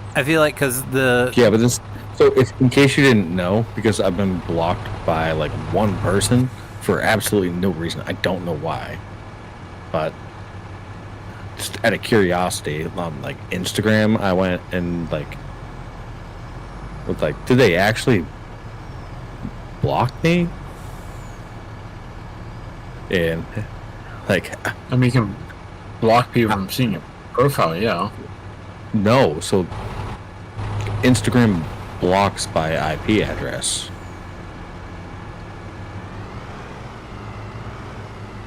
Interesting. And if it knows that, so like even if I were to like, you know, connect to the Wi-Fi at work and I went in to Instagram, it actually like, it still knows yeah, because it goes by that your the accounts your are related. phone as well. Like, so that's why I had to use an old phone with a VPN to test to make sure it works. And then when I got my new phone, because it goes by your MAC address as well Mm-hmm. on Reddit. Yeah, I was like, what? Like, it doesn't show up. Like, even if you, so like, I just like, out of curiosity, not out of stalkerism, just out of pure curiosity, I was just like, how does this even work? Why is this not So working then now? I just like, you know, like Google the person's name, like plus Instagram, and the profile like came up, and then when I like tried to pull it up, it was like, yeah, this website doesn't work. I was like, okay, interesting. So it's by IP address, kind of, but once it assumes that, like, all the accounts have logged in under the same IP address that they're associated, so you have to completely dissociate with that. But not just on your phone. You have to do that, like, through Instagram, too, so you have to, like, change your account.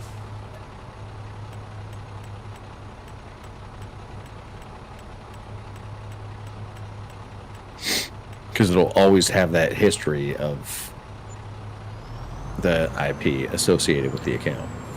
I'm doing good, and man. Then, Thanks for asking. Correlation between the two. So it'll always have that. I don't know if I already answered that or not. We've been in the heat of conversation. If I did, I'm sorry. I apologize. Sidebar real quick. Saba? Well, good use of legal terminology there, bud. Like it. You were talking about the Ocean Gate submarine. Is that because Correct. Netflix is making a documentary about it? They already made it. No, it already I happened. watched it Yeah, it's out. today. Yeah. Okay. So Well, I just saw a had post asked. The on reason it came up Reddit. is because he asked if we had seen it, and I said no. I added it to my list because I'm pretty sure it came out this week. Apparently 2 days ago, but just Yep. Yeah. Because So I added it to my list. I didn't watch it. Today. And that's where we were talking about, like, there's a huge disconnect between, like, the super wealthy that just don't understand the risks associated with doing things.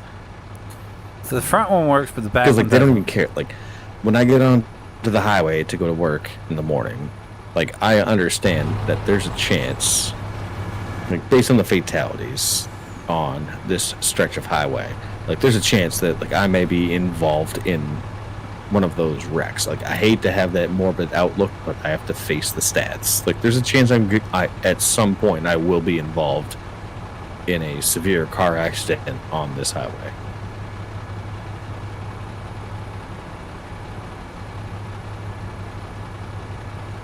But, like, I know that it's an inherent risk associated with,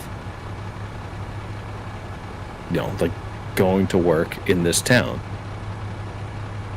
These people just kind of look at that stuff, but they don't look at the stats. They don't look at anything else like that. They're just like, hey, is there a chance that I can go do something that, like, only a handful of people have ever done in their lives? Well, yeah, I'm gonna do that. And they don't look at anything else. So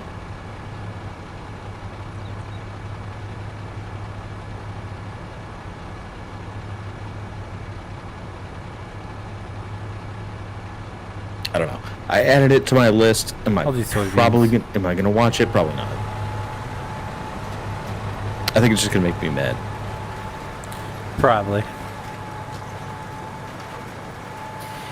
Other thing on Netflix that I've been watching It's like, recently, I'm like 3-4 episodes in the second season of Tires. Tires. Yeah. Fucking, I can't watch it.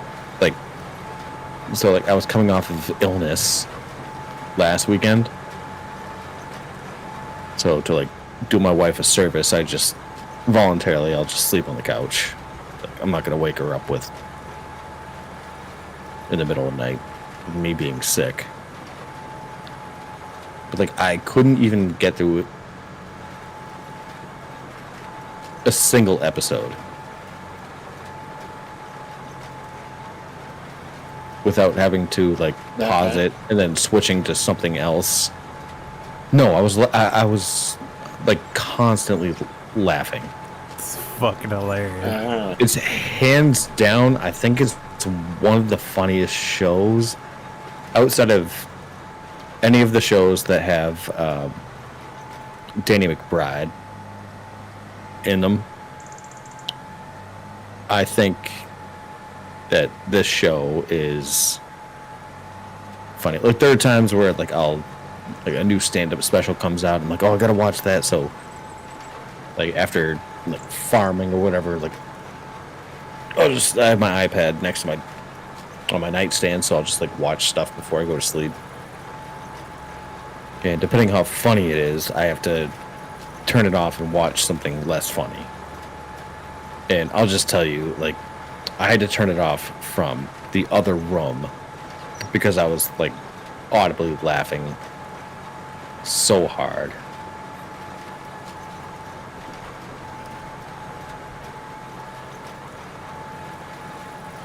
Interesting.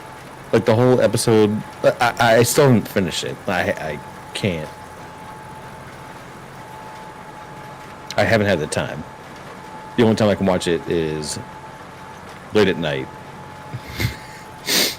And I just can't. So I think I'm on like episode 4 or 5. So like he got invited to the, oh no, they hired the guy On cocaine. with the massive downfall, ended up having a massive cocaine addiction, and then they were doing cocaine in the bathroom. And then he completely effed it up with his, like, with the girl that he liked. Oh, yeah, I'm on the everything next leading up to that was episode. just Yeah. so funny because, like,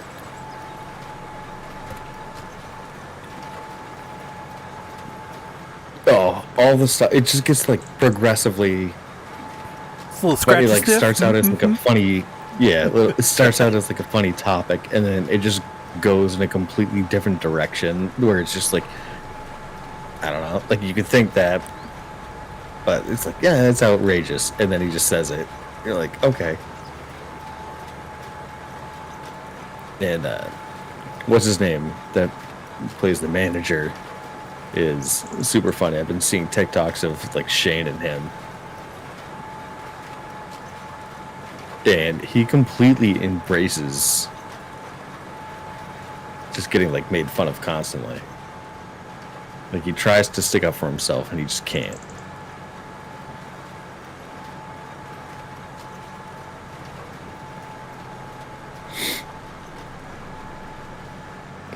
Like the whole episode with the gun.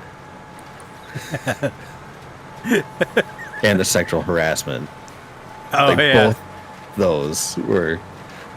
Can so anyone where give he's me just an like, example of a non-verbal sexual harassment?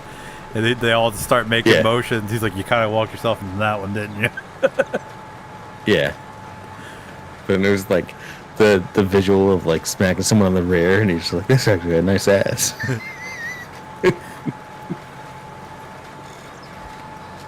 We can't go around smacking asses, even if they're perfectly sculpted, animated ones. Yeah. It was like, yeah.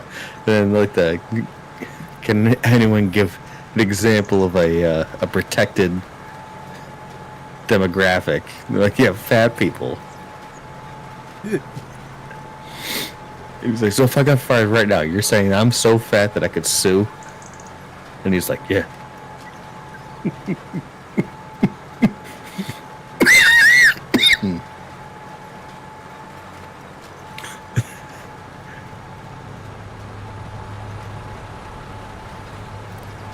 And then with the gun, he's just like, I assume that's not a problem anymore. He's like, yeah, it's not a problem. I scratched off the serial numbers. That's not all he Gave it said, to let's an be inner fair. city kid. Yeah. Yeah. And then he was just like, oh, you want slaves so bad? You can just tell you want slaves so bad. It's like, I do not. You gotta stop telling people about that. And he's like, this is slaves murder.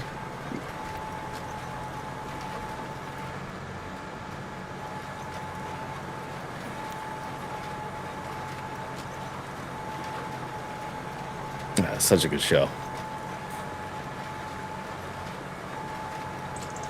But I'm so far behind because I just can't stop laughing. No, you're right about where I'm at. I'm on the episode after the cocaine episode. I'm like a third of the way through it. I got, because my wife worked. Is the one where he meets with the other sales guy that's after that, right? The one after the cocaine one is where they have the kids from the high school come in. Oh no, I haven't seen that. Yeah, that's. So that's the same one as like the sales guy that comes in and they start like lifting weights and stuff together. Oh, that was the episode before where they go to the convention. The tire convention. No, this is before that. So they have the tire sales rep that comes in. Yeah. And he ends up going to the he convention. Invites them. No. He invites them to the conference. They haven't gone. Okay, that's the next episode. It's the cocaine guy's after that episode. I believe. No, cocaine's before that. You sure about that? Yeah, I've had to watch them all like several times. Okay. I've seen the convention one, and then the one where the cocaine.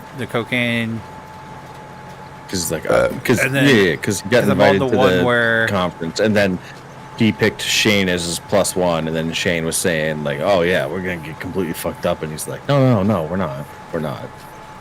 Yeah, the one I'm on after the cocaine guy, or I guess it's an earlier episode or something, because the high school kids are like 5. They're like, "Do you even have a girlfriend?" And he's like, "Yeah, I do." And then the other guy that works with him, he's just like, "What? I thought you said that was over with." Shut up! She's not calling me back. What's up, Tony? How are you? You want to co-play on a turtle with me? Oh, what was the clip? I think it was like to start out an episode, and it was like Shane and the manager like sitting in the manager's room. Oh shit, what was it? Just got home. Nice.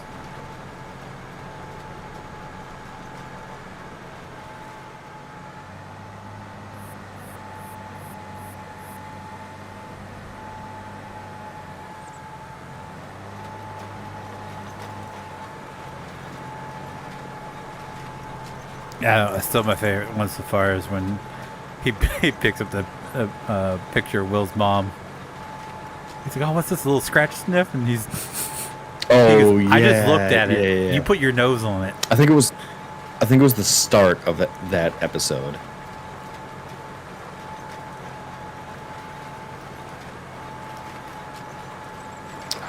It's hard to believe that you came from this woman. Why do you say that? Because this woman definitely has like a lot of milk, and you're just, well, what's that supposed to mean? I think that was either inspection or shiny new thing. Inspection's where he meets the woman, his girlfriend. Yeah, but that's like a side thing.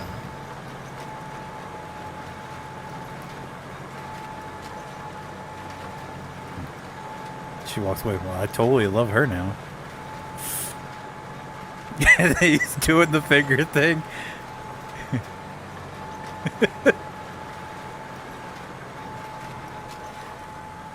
Let's just make sure my brain's fully functioning. No, I can do it.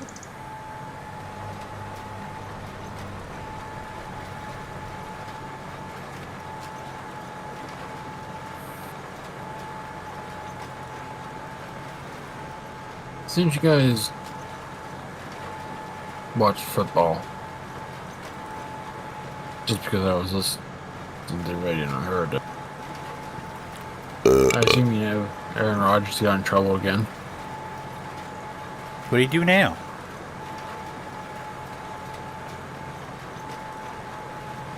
That's I heard he got signed by what? Pittsburgh? Mm-hmm. Aaron Rodgers got in a fight? I believe so. I'll have to double check, but I'm pretty sure that's what they were talking. I just heard Aaron Rodgers. It's like, oh.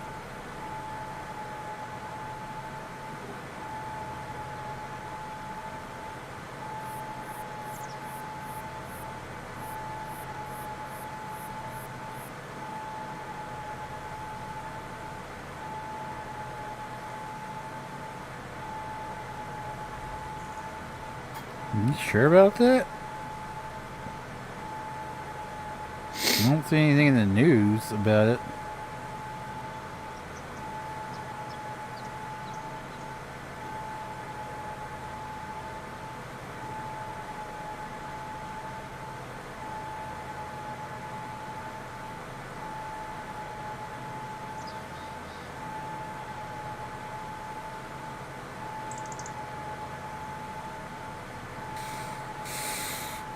Yeah, if it's unless it's from here, there's nothing in the news about it.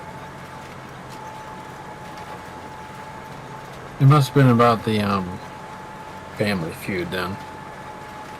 Well, ain't nothing new. Actually showing, so.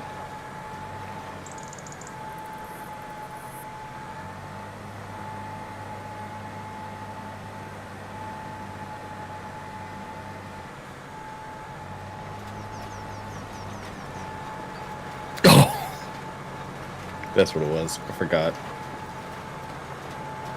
It's, when he was talking about going to the conference and how he's gonna bring a CPAP mask, and he's like, "Oh, you're gonna be a jet fighter pilot." Oh, yeah.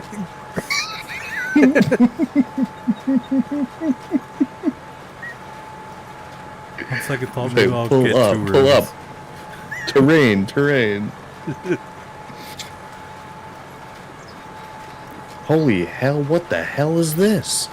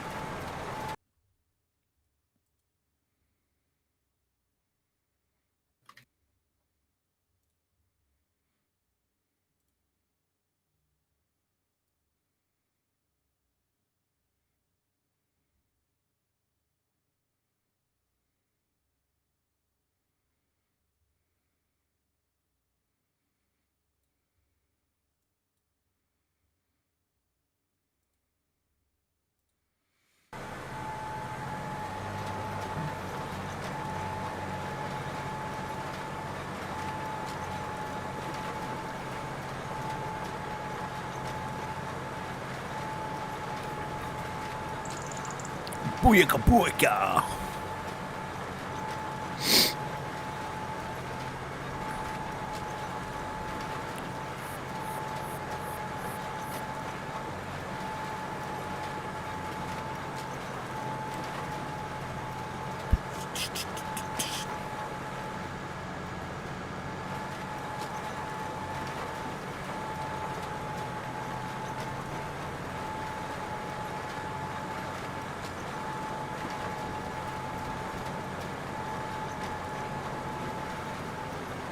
Hey, that's what a farming sim looks like.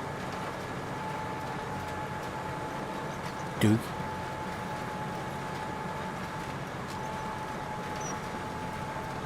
Do you have the time to listen to me whine?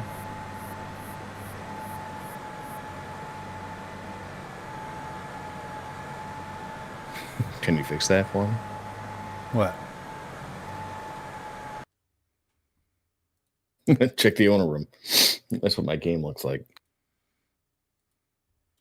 The fuck did you do? I didn't do anything. Well, obviously, I had to do something.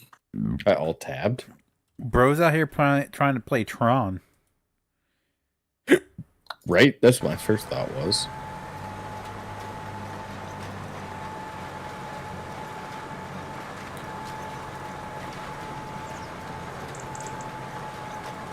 I assume not going to be on tomorrow, right? I'll be around. As far as I know, we're supposed to be getting thunderstorms, so. I will not be around. You are on Game Pass, or you don't know? I will be not around for the next 2 weeks, actually.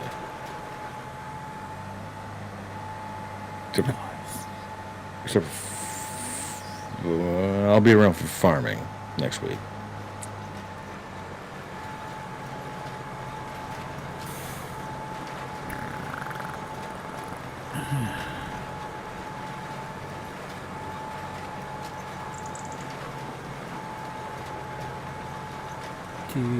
The time to listen to me when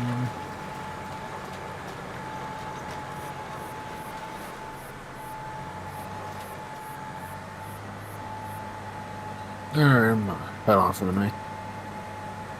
Good night. He's getting his beauty rest. He hasn't been around for like 2 months. It's a lot of beauty rest. And flocking. Yeah, that's what we're gonna go with. Hey, you're the one it's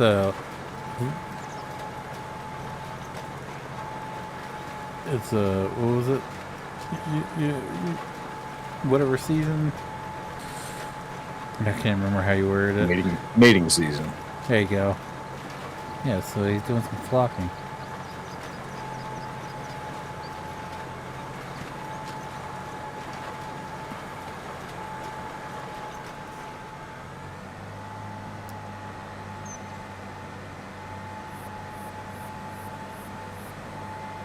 I went to a whore. She said my life's a bore.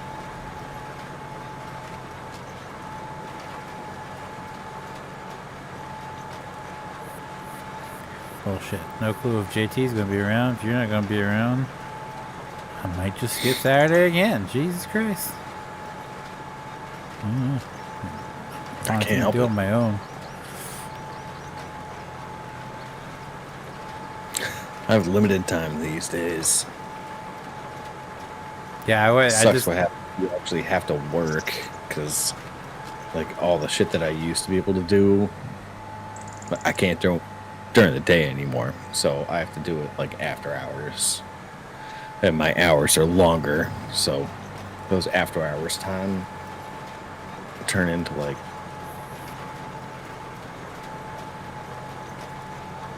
just pushing everything off to the weekend.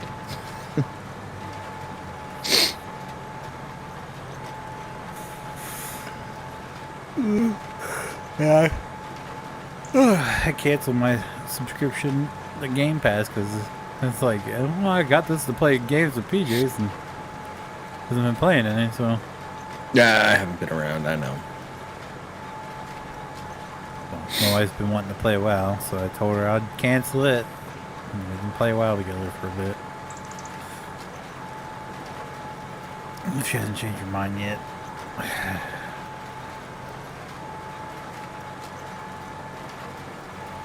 And then again, I'm trying really considering getting that freaking Capri. It's still sitting there. The Caprice that's at the dealership here in town. I mean, you gotta do what you gotta do.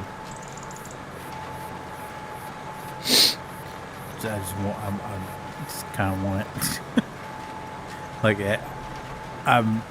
we went over, like, just to see like what we could afford and whatnot. And I think I can get it to be in my budget. And I'm gonna pull the hubcaps off that and run Steelies on it.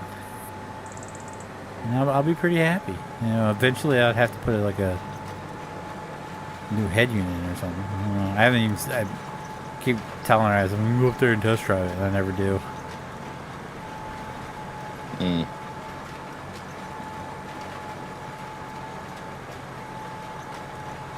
still trying to. So, the people who own it, the daughter is really good friends with my stepmom's daughter. And she got her brother a friends and family discount. So I'm trying to convince her to get me a friends and family discount. It's like, technically I'm your step-bro, like, you know, we've known each other for quite a while, and unlike your brother, like, I'm not going to get locked up and not be able to finish paying on it. So, like, you should trust me more.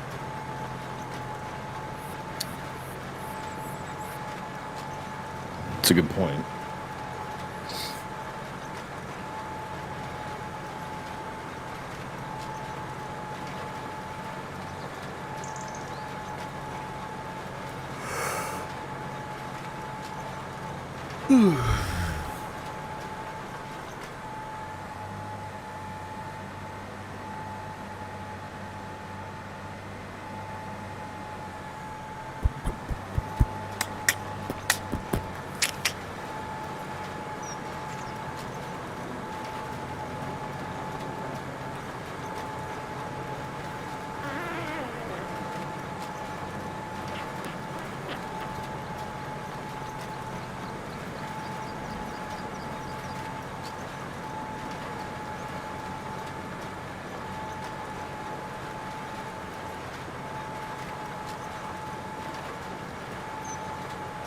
What was it? Not last Saturday was Money in the Bank.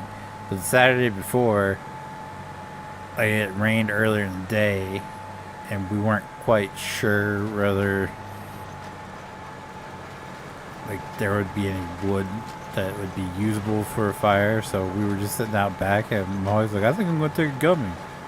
I was like, well, if you're going to take one, I'll take one. By the time it come time for streaming, I was feeling really, really good, and I was just sitting out back. I was like, yeah, I'm not going to be streaming. I'm just going to chill out here.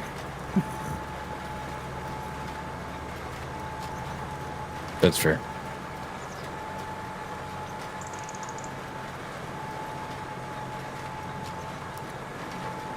She got one of the ones that THC and something, I can't remember what else was in it. That shit mellowed my ass right out. Yeah, it's like CB something. There's like CBN, CBG. I think it might have been G. Oh, that won't have. So that's what I use, because it's like a mood booster. It mellowed me out. I don't know, compared to the other one, because I usually have to take two to get the same feeling. I took one of those, and I was just like, not a care in the world. We were sitting out of it. We got kicked back in my chair, just having just a lovely night until I got ate alive by bugs. And even then, I was just like, ah, man. Stupid bugs. Compared to the other time, I'm like, I can't do this anymore. I'm tired of fucking bugs flying around my legs. Yeah. Well, yeah, that's kind of why I take that to CBG. Because normally, I like that would piss me off enough to go inside. But with the CBG, you're kind of just like, nah, you know, it is what it is. Feast, my friends. Yeah. My biggest thing, so like what I've done when I go to the places, I'm just like, listen, I just need something where I can be like functional. So like if someone asks me a question, I can answer it, and it's like if we need to go somewhere, I can go. I can't just be like sitting on the couch, just kind of like melting in and watching TV. Like I need to be functional. I'm like, oh yeah, CBG is like a anti-anxiety, like antidepressant strain. So try using that. And so that's like what I've been using, like literally like as soon as I get home. It's like micro dosing. It's just take the edge off the day, but you can still like function like a normal person. It's like what I should be with proper medication. But I don't take any medication for that. So this is really the next best thing. I don't blame you, because anything that messes with your brain, it's... Well, what I found is, like, in taking, like, antidepressants and stuff, like, the side effects and stuff are so much worse than the actual symptoms, where it's just, like, it would make you, like, gain weight, like, you know, like, lose energy and stuff. It was basically just, like, incentivized you to just sit there and do nothing. And it's like, well, no, that's not what I want.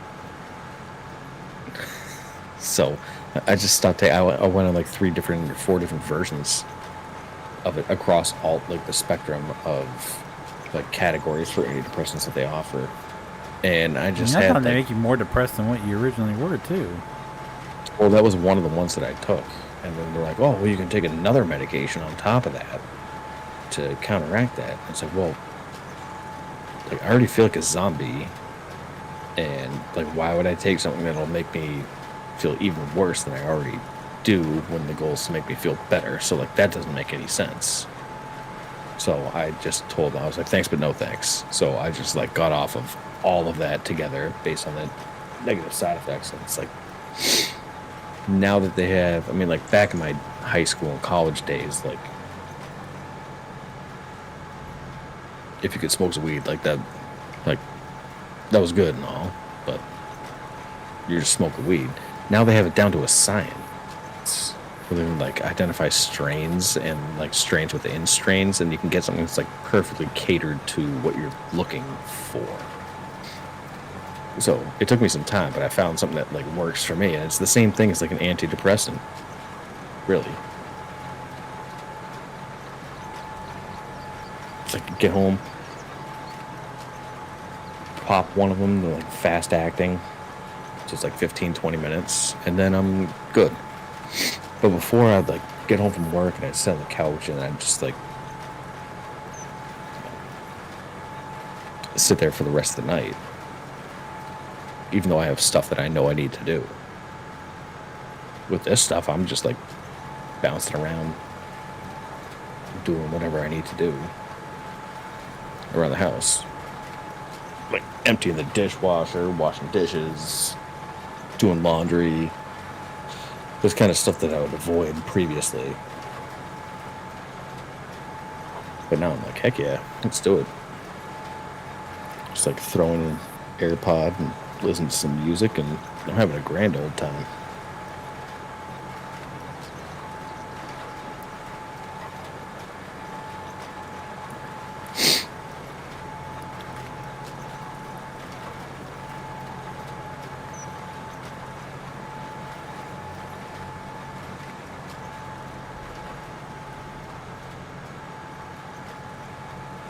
Yeah, my wife just took the straight up THC ones, and because she stopped taking them for a while because she had a weird experience one time when she took it where she didn't feel like she was in control or something. I think it's how she described it. She just didn't feel like she was in control, and she didn't like it, so she stopped taking them. Once in a while you get that.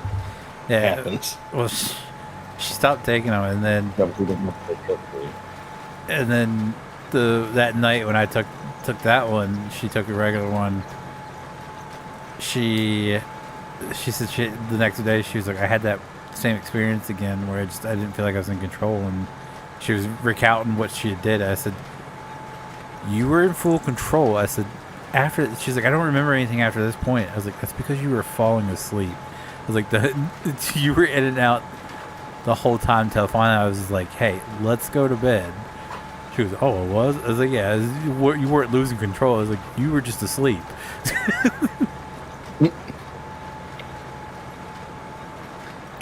Yep. She's like, oh, I just didn't remember it. Like, she said, I remember this, and this. And she's like, after that, I don't remember anything. My problem is I get, like,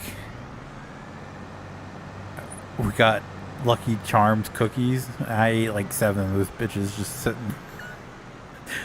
Like, you want some cookies? See, that's what you gotta look into it. Like, if you have a dispensary around there, like, it's actually worth sitting there. It's taken me a couple times of like talking to people because some are more knowledgeable than others. But hey, if you find the right person, you can kind of just be like, hey, overall, like, this is what I'm looking for. And they can help you out. Because, like, one of the things that, like, one of the first ones that I got, I was just like, listen, like, I don't normally, like, snack throughout the day. But, like, I was, like, constantly hungry. I don't want that. Like, that brings me back to my, like, college days of just, like, you know, like, smoking a blunt to my face and then being like, I'm gonna go to the cafeteria and get like $50 worth of food and like pound it all, and then I'm gonna order Domino's later. So what I noticed, it was like one of the first times I was like having desire for a snack. I was like, no, we're advanced enough that like this can be a thing, right? Like, you're not gonna just get like munchies. And they're like, oh yeah, in fact, like, there's this strain that'll actually just make you feel full. And I was like, oh. And that can be combined with other stuff? They're like, yep.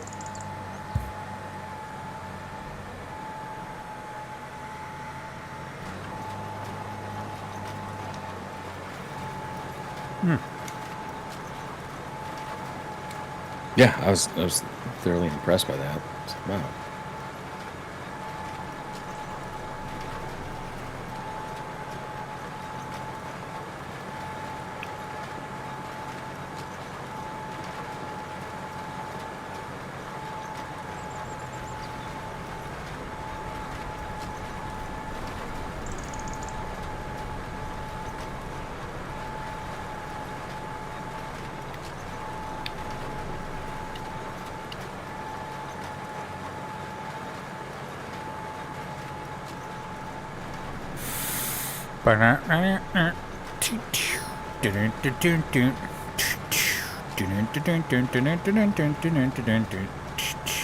Green Tony, are you still here? Is there any like field you want me to do in grass at all, or?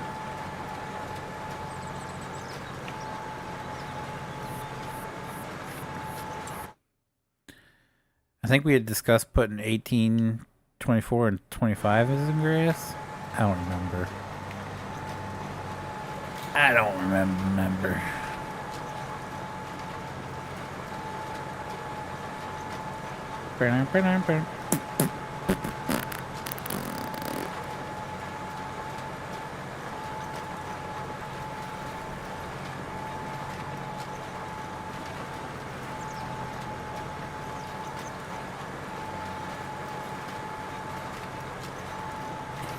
You remember.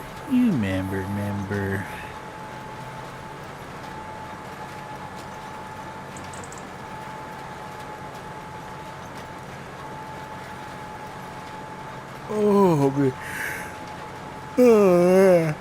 Oh man.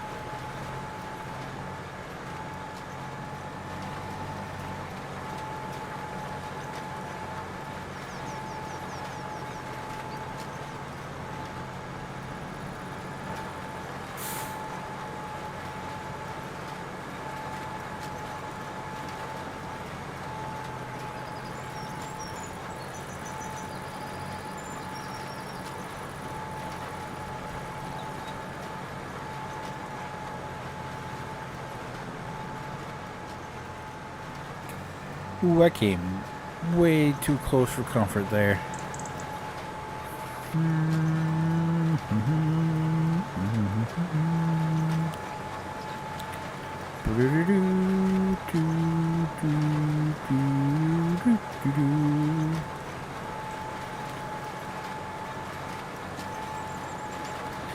Dude, my kid's last day of school was Wednesday.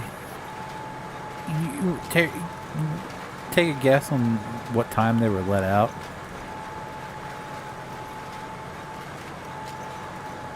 Their last day of school was yesterday? Wednesday.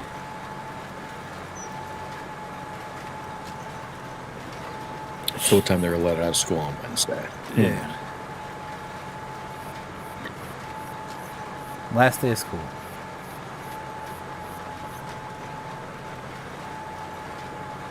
$11:45.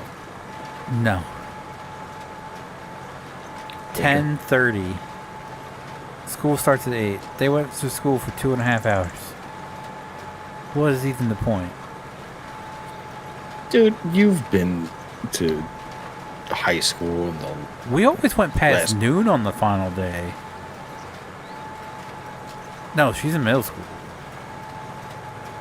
Oh.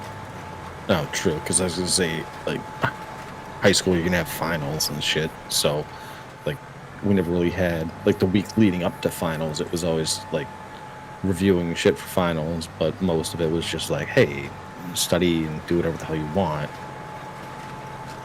And then you take finals and you have your final schedule.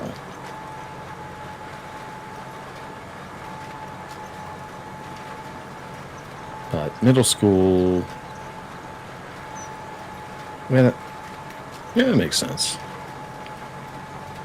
10:30 makes sense. We always went past noon. It was always like 12:30 when we got let out. And our school day started at like. I mean, we always had full days. On your last day of school, you always had a full day? Mm-hmm. Wow. It's purely so they could say that they made it to the full 180 days. Our last day was always a half day, and it was always like a 12:30 dismissal. And this kid, she's her school day starts like 8 o'clock, and she got out at 10:30. It's like, what's the point of sending them to school for 2.5 hours? It makes no sense. And then the day before was a field trip, so it was just like I guess just to have them come in for the day after the field trip and then send them home, like, I don't know. Field trip where? It was their end of the year field trip to a place down in Rehoboth called Jungle Gyms. They got like lazy rivers and water slides and all that. They used to have go-karts, but they Just took them out. Day trip. Yeah. That's the only reason why we went down there. Yeah, our school, was she in 8th grade? 7. 7. Just Only complete asking 7. because we always used to have like 8th grade trips, and the 8th grade would always do like a 3-day or a school week-long trip to Washington, D.C. In middle school? Well, again, yeah, you going to DC is more than a day trip. For us, that was a day trip. Yeah. So it was like, I think it was like 3 days or 4. I think it was 4 days because it was like a day on either end for travel and then like 2 days there. But after 9/11 happened, so I was in like 7th grade when that happened. Yeah, because I was in 6th. And they like canceled the like 8th grade trip to DC for that. So we did like local stuff like within town. They were like, "Oh yeah, we'll take you to the park down the street." I was like, "F this." The only overnight field trip we had was our senior trip, which they went to Disney. I didn't go. I had no interest. I'm glad I didn't because, yeah. I'm glad I didn't because I didn't get to see your trip. Well, I didn't go. I chose not to go. Like I was just like, really have no interest. And all my friends, they didn't really want to go. It ended up being a shit show because one of the kids was taking pictures of the girls in bikinis, and they ended up getting locked down because there was shit going on after night, and then so it was like they weren't able to do anything. And I was just like, yeah, you guys kind of fucked it up for yourself, so I'm glad I didn't go because you would just ruin my entire week.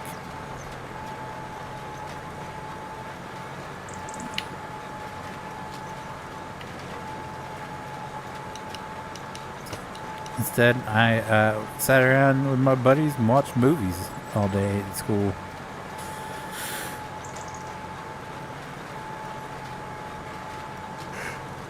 That's like equally as bad. Not really. Because what was I going to do there with all my friends, chose not to go. At least I was could bullshit with my buddies.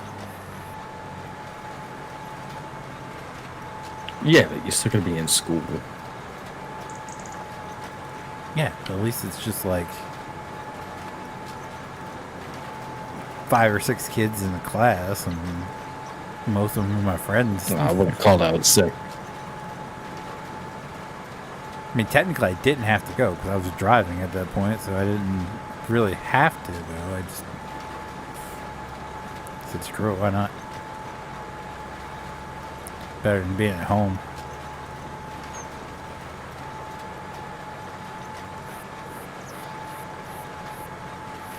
Guess.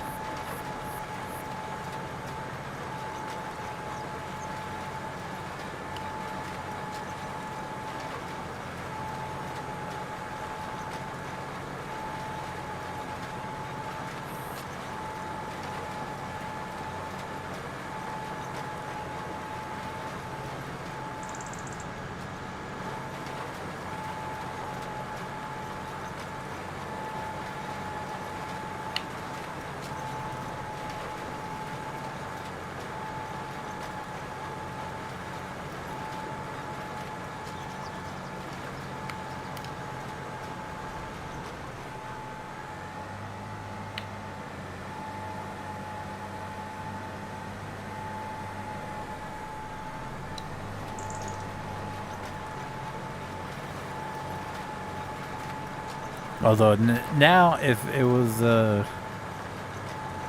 option, I probably would go because they have that new. What the hell is it called? The one with the new Harry Potter ride, where it's like you get to go walk in the Ministry of Magic. It looks pretty dope. Yeah. Or Universal. Remember. Yeah, it's Universal something. I can't remember the name of it. Well, I mean, it's Universal Studios, and they have the Harry Potter theme park. No, this isn't. It's a new zone. It's got a Harry Potter ride. It's got a Mario world. No, and the Mario. Yeah, I was down there when they were building it. Yeah, it's something. It's got a different name though. It's not just Universal Studios. Look, Quentin, long time no see. They How got rid you, of buddy? Like essentially everything in one of the parks and converted it into that. I don't know. Frankly, I don't care. I think like F all of that stuff. Yeah, usually I'm that way, but I've seen videos from that new Ministry of Magic ride, and it looks kind of cool. Like I told you, I don't like the 4D bullshit. You know, like the 4D it's either a roller coaster. Yeah, I don't. Huh? No, I think it's a cop out. It's not a true amusement park ride. It's a cop out. It's their way of trying to make it a ride without taking up the footprint, because they're limited in their footprint, right? So they have to make everything work within a certain square footage, and this is their way of trying to make something seem, it's like shaving the bush down, trying to make it look bigger than it is. Really, that's what they're doing. Like, they're cramming this stuff into an old ride, square footage, that historically is like it would have been fine in the 70s, but it's not okay anymore. So they're resorting to this 4D bullshit where it essentially just like takes you around in a circle while you're sitting on a chairlift. And the only thing that makes it like a quote-unquote ride is the fact that the chair that you're sitting in like rocks around and moves a little bit. But they rely on like the visuals and the glasses that you have to put on to make it look legitimate. It's bullshit. Don't fall for it. It may look cool because the commercial makes it look cool, but it having been on those rides, it sucks. If you are a true amusement, do you like amusement parks? Nah. Like roller coasters and shit? Nah. I could, and then then I don't. I don't know. I'm weird. Like I don't. Well, then what do you care? What? Well, then what does it matter to you if it looks good or not? I just think it looks cool walking around Ministry. Like some of the little minor details they put into it. Just neat. Well, then look at the. Okay, then look at the Vengence ride that already exists, and look at the where the line is for it. It's literally the entrance to the Ministry of Magic. You know how there's like the goblins that are like lining each side in the movies. All right, so basically where you wait for that ride is in that area. And they did a good job of like replicating it to the best of their ability. That's what this. So this is inside the Ministry of Magic, where that's Dumbledore and Voldemort that's the fall. grab. Yes, and that's the context that they give you for the ride itself. But I'm saying, the only thing that's relevant to that ride is where you wait, because you're waiting in something that looks like the Ministry of Magic. What they do for the ride. I would do the Hagrid's. The equivalent. No, that's fun. Yeah, that one. Unfortunately, I'd do that one. We waited 2 hours and 15 minutes to get on that ride. Yeah, see, that's why I don't like amusement parks. That's why I don't like Disney and I don't like Universal. I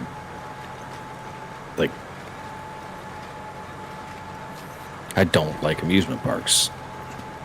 It's like, why am I going to sit here in line for this long for this? It's like not that great. So, especially when it comes to these 4D rides, where it's like you go around in a circle in a chairlift and it just swings around and there's like shit that pops out at you like a haunted house, and they call that a ride. Get bent. And the fact that it's like $150 for a day pass for just one park. And if you want to go do everything, you have to buy passes for all parks. So, double that.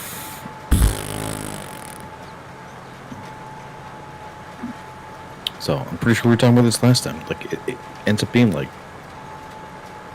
for a family of 4 for a day pass is over $1,000. See, they have the Xfinity reward. I'm sorry, It pops up all the time. I'm not trying to win tickets to go down there. I'm not gonna sit in line. Like, Yeah, that's my problem. I don't care if I got it. I don't get it for like. I don't even give a shit if I got the passes for free or if I paid for them. At the end of the day, like, it's funny money, right? So like, whether it comes out of my pocket or I like win the trip, like, I don't really care. It's the end result. Like, you're paying $250 to stand in the line. Like, the majority of your time standing in line, because each ride lasts like about a minute,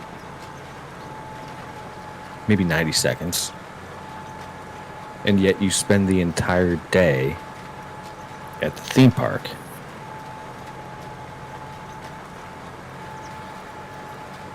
Each ride at a minimum, for about half hour, 45 minutes, depending on what time you get there. So you're paying $250 to stand in line.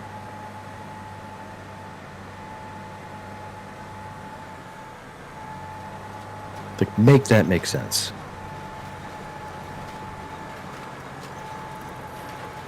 I won't do it. I won't do it.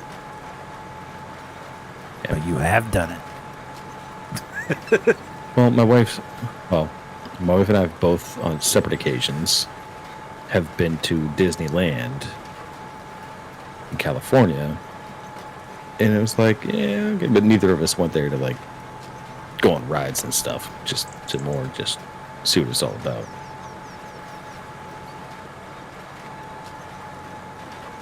But she wants to go to Disney, Orlando, like so badly.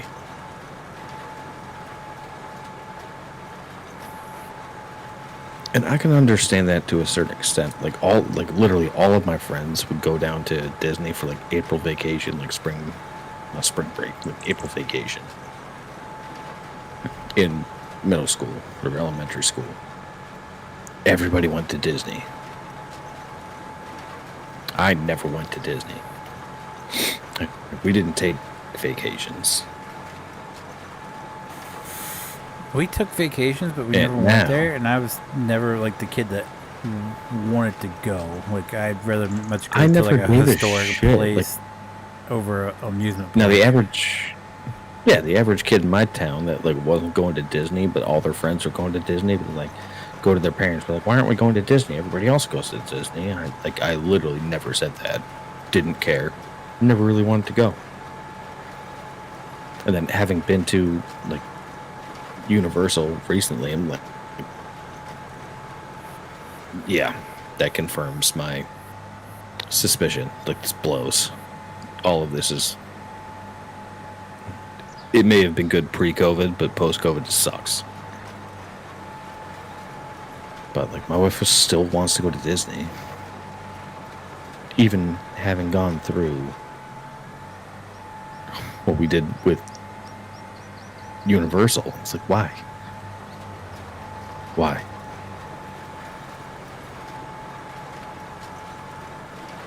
Because like, now that I'm thinking about it, I think the 2 days for us between having to get the multi-park pass and then doing like the fast line stuff, which also is a joke because you still have to stand in line.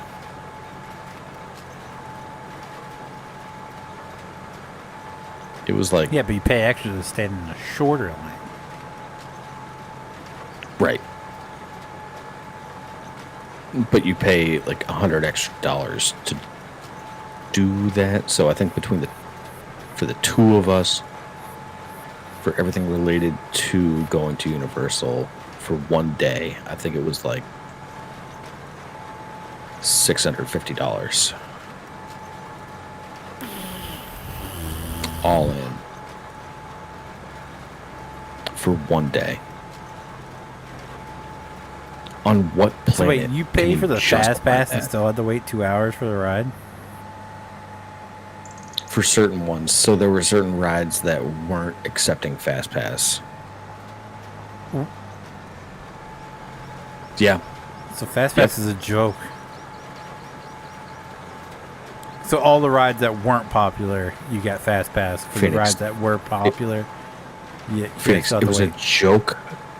It was a joke when we bought the passes, because I was like, you know that this is just like a line. It's just a slightly shorter line. It's like, have you ever been to like a ski resort, something like that? They have a bunch of lanes for you to go in as a group, and then they have like the singles lane. And I'd say like it was the equivalent of standing in the singles lane. It's slightly faster, but the only time you can get like paired up is when there's a group that's like incomplete. So let's say it's like a 4-person, like a quad chair lift. The only time you can get paired up with somebody is if they don't have a group of 4. So you still have to stand in line and wait.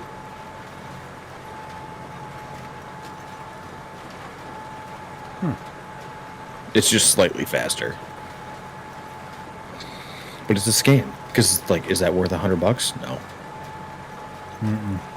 Especially if it's not on every ride. The whole thing's a joke. Right. And they're like, oh, we're not accepting the like, fast pass for like Hagrid's ride. And it's like, are you fucking kidding me? This is the most popular ride in the whole park, like all of Universal.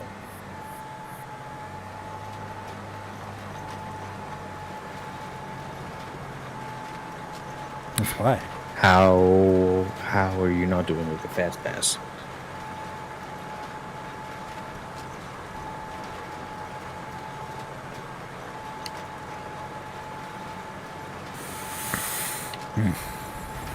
I've been to Hershey Park a few times. I love Hershey Park. Yeah, I've been to Dorney Park. I'm supposed to go to Busch Gardens, but when I say they, my sister and my mother, yeah. My sister and my mother waited until the last day that we were down. We were down there for a week. They waited till the last day, like, let's go. And I was like, did you see the temperature out? It was 107, and it was like the highest humidity we've had all week down here. And I was like, fuck that, I'm not going. So my nephew was like, yeah, I'm not going. And Dad's like, well, if they're not going, I'm not going. And my brother-in-law was like, well, I ain't going either. And so my sister and my mother threw a temper tantrum the whole day. I was like, you wait until the very last day where it's the hottest day of the entire week we're down here, don't want to go. And you're mad that we don't want to go? Okay. Oh, that sounds like my family reunion. In a nutshell. Where there's like nobody that's outdoor people because they're all just like fat from the Midwest. Like Midwest fat. And we have like a schedule of like general activities. So where we're going this year is like there's nothing to do. And they always pick these like cheap ass places where there's nothing to do because my dad's side of the family is super fucking cheap. They're like, oh, $100 a night? That's expensive. That's like, the new what? going rate. That's actually pretty good for around here. Are you kidding me? Around here, $300 is a good rate. Oh yeah, we're talking For BFE per Delaware. night. So they're like, well, if you're staying for 3 days, and it's gonna cost you like $500. I was like, $500 for 3 days? Sold. Come on. What else do you have? Like, that's cheaper than staying at a hotel in Massachusetts. Tenfold. A good hotel in Massachusetts, like, it doesn't completely suck, it's gonna be like $400 a night. So, yeah, I'll take that. But we have like a general list of activities, and it's like, hey, we're gonna go do like some stand-up paddleboarding. Does anyone want to go? And I'm like, no, I don't want to go. So it's like, all right, F you, and then we go. We come back, we talk about how awesome it is, and they're like, whoa, we should have gone, and I wish we could have gone. It's like, you had the chance. Sorry. Well, that's what we found something to do. Like, that was the biggest thing I hated about going on family vacation is it usually came down to what my sister wanted to do. So like we went to Baltimore one year and we went to the Inner Harbor, and the whole plan to go to the Inner Harbor was to go to the aquarium, which I'm all for. I'm like, yeah, sweet, let's do it. But then she found out, because my sister's favorite animal is dolphins. She found out the dolphin show wasn't happening because one of the dolphins is pregnant, so she refused to go. So in turn, we all couldn't go. Now this is a grown woman that's 20 years older than what I am. Keep that in mind. And she threw a temperature. Why would you? What? Why would you agree to that? I had no say in the matter, and Why it was not? like because I'm. That's just how it was. Like when I found out we were going to Baltimore, I was like, "There's the only two things I want to do." Like because we'd all sit down and say, "Well, everything we want to do, yada yada yada," and I never got to do anything that I really wanted to do. So like, we went to Baltimore. I was like, "Okay, the only two things I want to do, they're free. Like doesn't cost anything. I want to go to Fort McHenry, and I want to go to Edgar Allan Poe's gravesite. That's all I want to do. That's it. That's it." It's not out of the realm. We were on the boat to go to Fort McHenry, and when we got to the stop, my mother and sister was like, "Yeah, we don't want to do it." I got livid. I started cussing them out. My dad was like, "Let's go, me and you, let's go." I said, "No, it's fucking ruined now. Like I don't, fuck these people."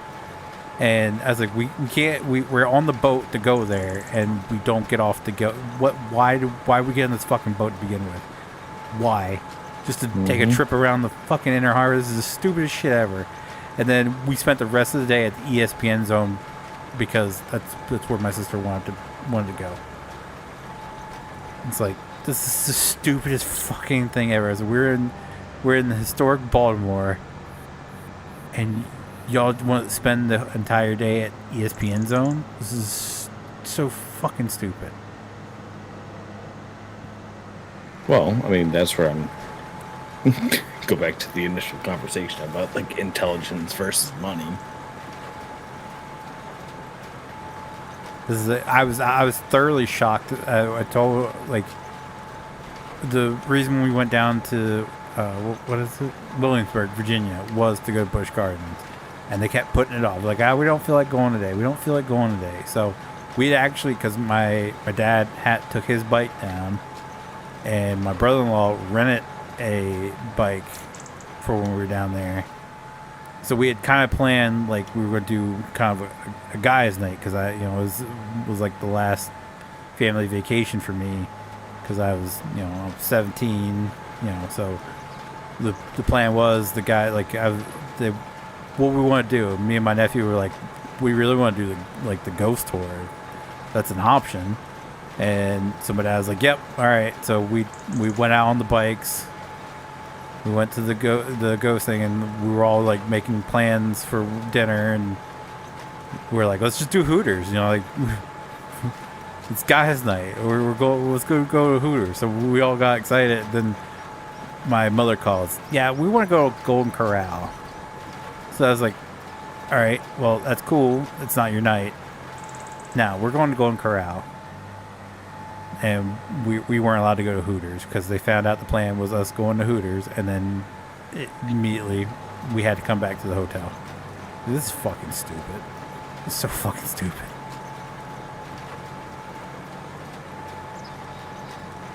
Yeah, that's why I typically don't go to family reunions. Like, let's put it this way. Like, the last family reunion I went to was in LaPorte, Indiana. Now, since then, they have had a family reunion in Branson, Missouri.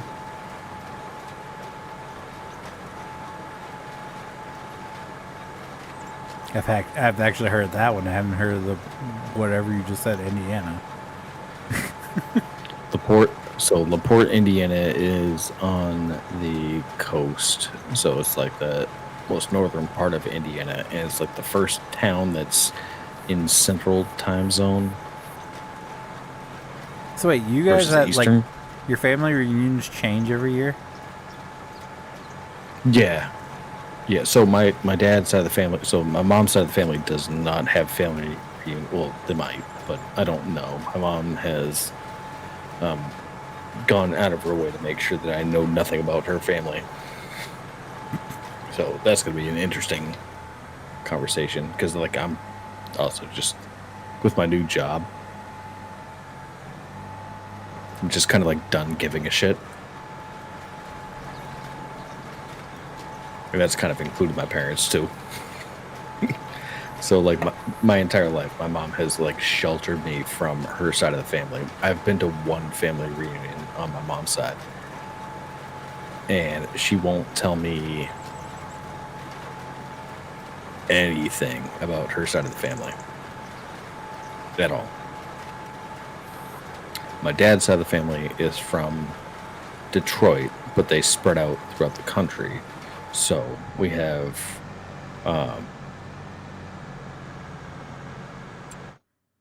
like the thumb of Michigan, and then Chicago, and then outside of Houston, and then Sacramento, California, and then Billings, Montana. Damn. And then, like, we're the only ones that are east. So because everyone's spread out, they have to find like a central meeting spot for everyone, and it kind of rotates. So like we've had a couple family reunions on like the Cape. I've gone to Colorado, Michigan, Indiana, Tennessee, Wyoming, just for family reunions on my dad's side. Damn. Mm-hmm. So this one's just in the middle of nowhere in Michigan. That's where I'm going next week. The unfortunate thing is I could have gotten away with like skipping all of them and just like my brother does, because he's like deathly afraid of flying.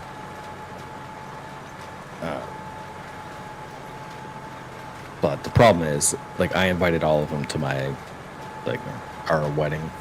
Ooh. And they all love my wife. So you blame her. Why you gotta be so fucking lovable?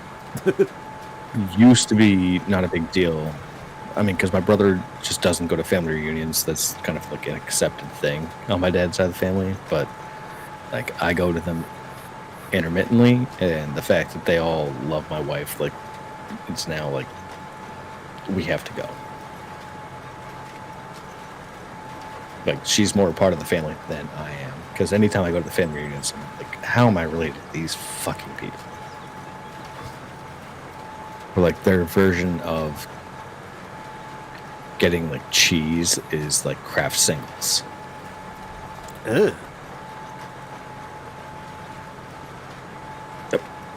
I don't hate that shit. And they don't have soda. They have pop. And every time we go to the store to like stock up on food for everybody for the family reunion, it's always just like cases and cases of like Coke and Pepsi and like Lay's chips and stuff. And I'm just like, what the fuck is this? Like, come on, you know there's better food out there. You don't have to have Kraft singles and I need a 55-gallon drum of Coke. Diet Pepsi. Like, you can't live off of that, but that's what they do. They live off of that because they're all at heart like Midwesterners.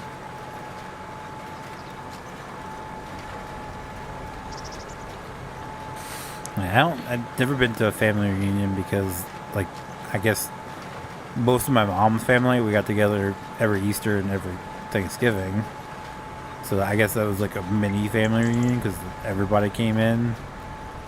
Of course, the more I realized, like, do more family research, is more like I didn't know much of my family, my mom's family, outside of my grandparents and my aunts, uncles, and cousins. Like, so yeah. I'm learning more. That's how I found out. Like, my mama Mode lived till she was 99.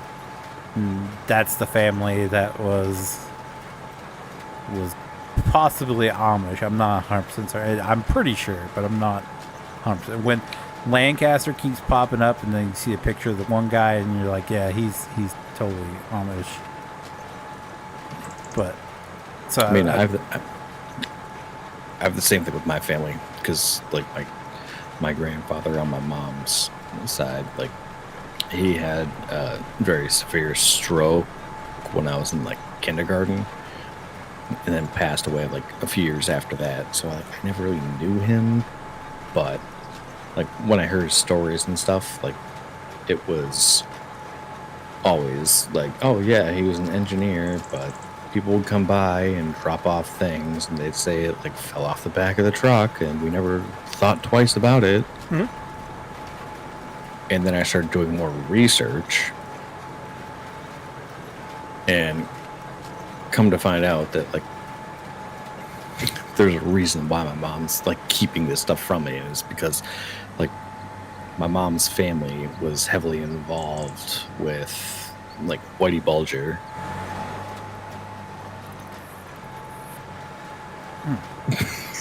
So they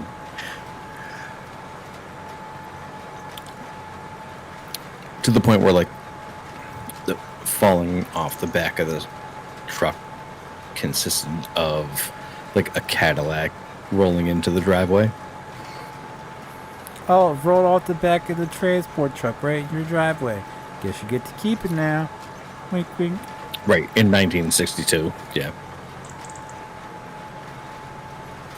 I see that I knew that much of my mom's family. My dad's family, I knew my grandmother and it was his stepfather I called Pop.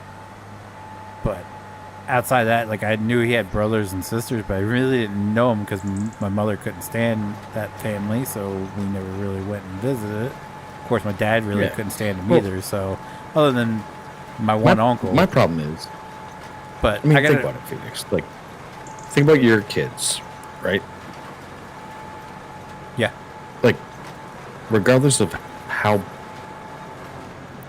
awful your family history is, like, don't you feel like there's a responsibility to, like, pass that information on, regardless of if it's good or bad? Like, pass it on to the next generation so that they're, like, fully informed of their heritage, or, like, oh yeah. whatever the youngest one has whatever the situation was, like, where they came from. Like, I sit here now and, like, I literally know nothing about my mom's side of the family. I know nothing because my mom has actively sheltered me from that. She doesn't talk about them. We don't go to family reunions. She doesn't associate with that side of the family. Like, I have nothing. I only know my dad's side of the family. It's like, yeah, I mean, feel like I it's kind of not fair. understand that when you're young, like, but as a now child, you're I an understand adult. that. Yeah. Thank you. Yeah. Like, wholeheartedly. you know, That's like, what I'm my 36. dad's doing now. So, like, I didn't know anything about my dad's family. And my Or dad even, started like, to do that too. Like, he's opened up and he's talked about, like, they had, like, they were, like, neglected as children and all this stuff. And I'm like, holy shit. That's exactly what my dad's opening up about. Like, do you need a hug? Because, like, he's always been my coach for sports and stuff. And that was, like, the extent of our relationship. Nothing personal, ever. And now he's, like, he's, like, opening up about stuff. And I'm like, oh, please tell me more. Because, like, that explains a lot about, like, who I am as a person. So, like, any information is super beneficial. And my mom's just like, oh, yeah, no, they didn't exist. It's like, yeah, they did. Yeah, they did. I'm sorry that you're ashamed of them, but, like, I feel like it's your duty to, like, inform me of this. Because, like, you know, my mom's, like, 71. Starting to get up there. And it's like, are you really going to be that selfish to, like, take everything to your deathbed? Like, do you have that much pride? I know you try to protect me. keep me from all the bad things and stuff. But like, I honestly don't give a shit. Like, it can't be as bad as what the Karen Reed trial is right now. It can't be that bad. Yeah, no, you're a grown-ass adult. Like, you can take care of yourself. Like, I understand, like, protecting you when you're young and all that, but, you know, I'm, like, setting it up, because now I've, like, you know, relied on my parents for certain things. Because they've, like, you know, made certain life decisions for me in terms of like, where I went to college and what degree I had. Like, they had heavily influenced that, and you know, when I was failing at that, like, they've helped us out a little bit, but now like we're done with all of that bullshit. It's like, can we just put the bullshit aside? Just like I'm 36. You had me when you were like 33. So just reflect back on how old you are or were when you had me, right? And just like talk to me like I'm that age. Like, I'm a fucking adult. Don't treat me like a kid, please.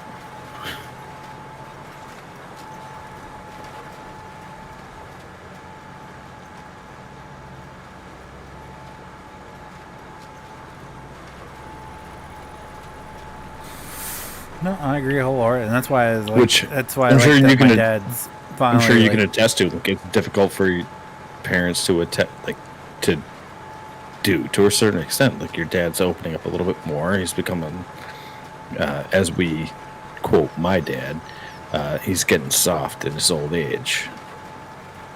Yeah, that's right. It's basically so. He had a friend that had a stroke years ago, and he's like, I don't. He's getting like he just opens up about everything, and I just can't say it. Now he's doing the exact same thing. Now he's had his medical issues. I was like, see, it's you're getting to that point where you just like you need to pass what information you have off, because if something happens to you, it's gone. Like there's no one to tell your story. Yeah. Like, just so, like if you're wrong, like you're fucking up an entire generation. Yeah. And the future. So like think twice before you tell me what you're going to tell me. So like he's never once in all of my years like talked to me about his childhood. Like he's been very, very, very secretive about his childhood, and then now he's telling me about what life was like down in Georgia, and you know, all these places he's been like growing up, and like, you know, the farmer he used to work for and everything. Like he's opened it up about that. I was like, this is good shit. This is what I want. I was like, just to sit around and just talk about your life is. It's like, this is the coolest shit I think has ever happened between us as father and son. Like, sign me up. It's like yeah. It's like, is it that hard to understand it? Like, that's all we like. Literally, I've been caught with like everything growing up into adulthood. Like, they're not stupid. I used to think they were, but they're not. And it's like, after all the shit that we've been through, just like, tell me. Just tell me. It's not that hard. And they treat it like it's, I don't know, like some kind of like trauma that they can't speak to, you know? Hmm. And the worst part about that is that like my dad actually, like my mom was going through like her hip surgery stuff and everything. Like we spent a lot of time with my dad, like out on the boat and stuff. My dad was just like opening up to my wife. Told her everything. And my wife's just like, oh, did you know this? I'm like, no.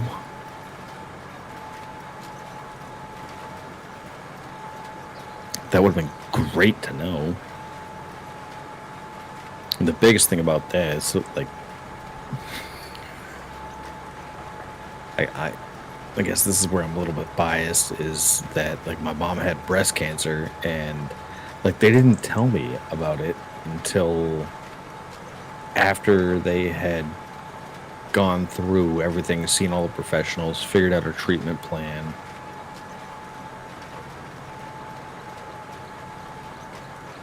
And, like, had a solution in the back pocket. So, like, they just called me and they're like, oh, just so you know, like, your mom has breast cancer. And I was like, okay, cool. Like, when was my first question? I was like, when was she diagnosed? She's like, oh, 8 months ago. Oh, I would have been so fucking livid. My wife, who was my girlfriend at the time, like, recently dating, like, within 6 months, she just looked at me and she was just like, are you kidding? And I was like, oh, no, yeah, okay, cool, thanks. Bye. At least I give my dad credit. And she's like, are you okay? And I was like, no. But I kind of have to be, so. When he finds out something, like, I think I'm the second person to know. Like it's my stepmom and then me. Like, he picks up the phone and he tells me what's going on, or he waits until I come over and him and my stepmom sit down and talk to me about it. I don't get shit. God, and, like, I get in the point that, like, you don't want to drop that bomb on your kid until, like, you're certain that you don't want to.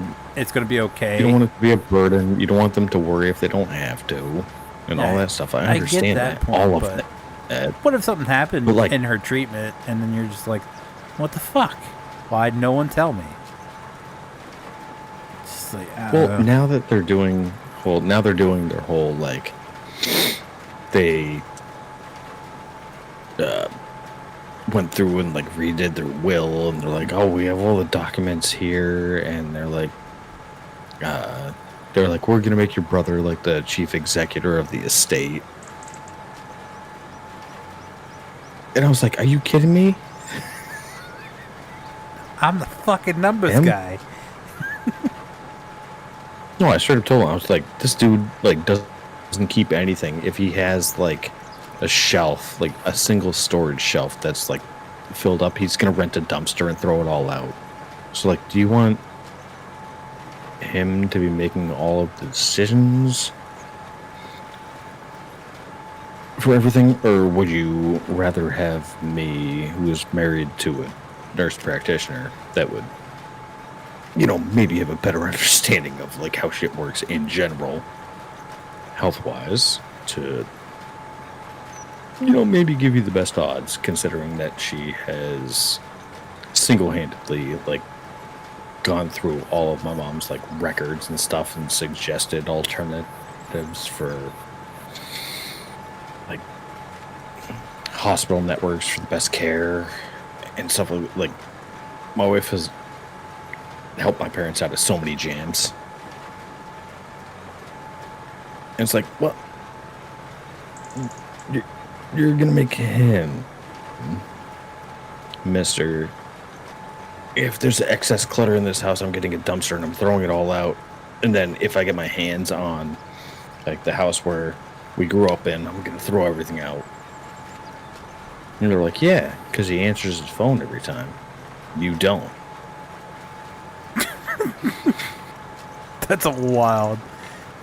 And I was like, okay.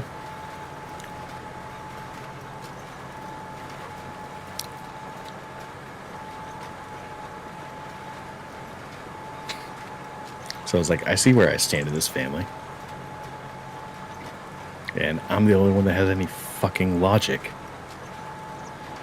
So do what you're going to do, and I want nothing to do with it. Don't put me on anything.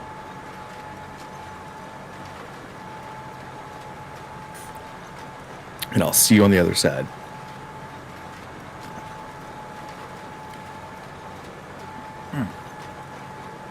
Yep.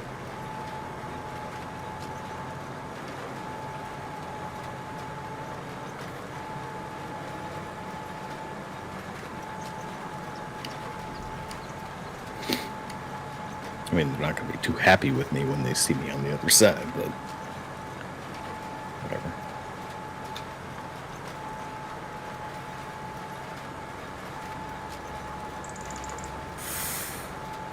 I mean, I went through all my reasoning,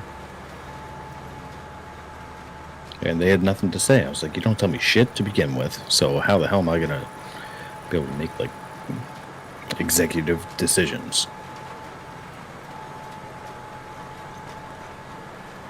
No, good point. I was like, when it comes to your house, he's going to sell it. He's going to sell it.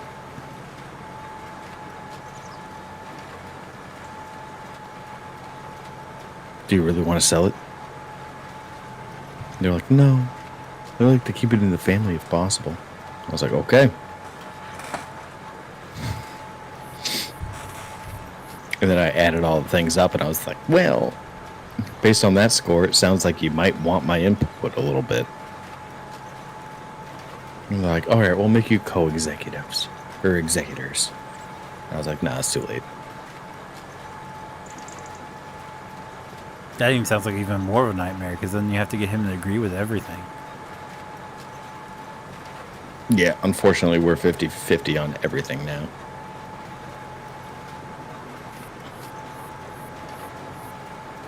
So anything you want to do, he's gonna give the okay.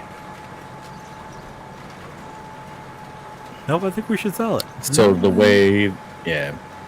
So what's not helpful is the way they put it is that if we are in a disagreement, it goes to a vote between the four of us. Between the four of you? Yeah, like me, my wife, my brother, and his wife. That's gonna be just even more of a deadlock. It's gonna be a draw. Yeah.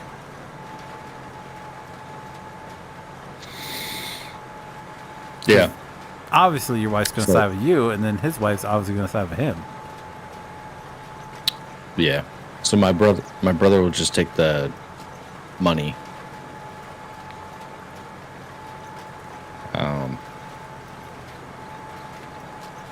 I don't know. We hashed it all out, so like we should be pretty good. But that was in like a different economic environment. That was like pre-COVID. So now where their house went from a valuation of like 600,000 or 700,000, now it's like close to like 2 million. So You got to buy him out. Changed a little bit. Yeah. Yeah. I hope he's not going to be a dick about that, but you never know. I don't know. From the guy who used to hang out with us in 5M to. Oh, he's not the same person. Yeah, he sounds like he's completely changed. Oh, yeah.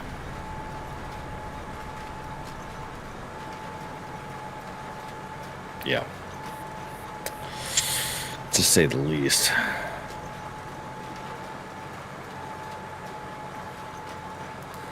I guess I'm glad that. Well, I wouldn't like.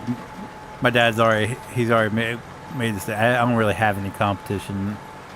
He's already told me like everything goes to me.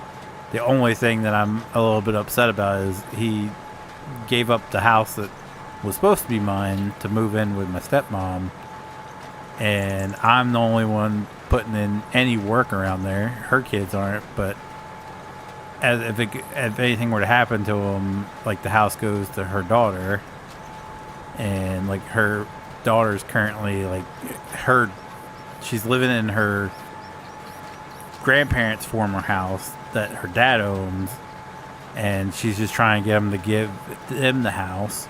So that means it's going to go to the constantly in and out of prison son. And I was like, they're not doing any work around here. Why? I get that it's her place. Like, you moved in, but like, I'm the only one that's really helping out around here. So yeah, that's right. We already talked about that. Just like make her do the work. If she wants it, make her do the work. Yeah, exactly. So I was using the Pathfinder. Okay, that's my stepmom's vehicle. My dad had a Jeep. He sold his Jeep off so she could get a Ford Flex, because it was easier to take her parents back and forth, and then my dad got the Pathfinder. It's a good, reliable vehicle. Yeah, so my dad got the Pathfinder. That was what his main vehicle was. He does have his truck that, he that's going to me 100%. But like, for me to go up there and help, we need a second vehicle. If they need me to come up there and help, like, the truck's not really reliable because I didn't really have a way to plug it in. So when it was cold, I couldn't get there. So they gave me the Pathfinder to use, and I knew it wasn't a permanent thing. It was a temporary, but I had to give the Pathfinder back, so because her daughter, who totaled her car months and months and months ago, who hasn't paid rent in 3 years, could use it because she doesn't have a vehicle. She hasn't replaced her vehicle after her old one got totaled, and she hasn't paid any rent whatsoever. She's not using it to go help them, but so I had to give it up for her. And I was just like, this isn't really making much sense. Like, I haven't been to my dad's since because I don't have a way to get there when my wife's at work.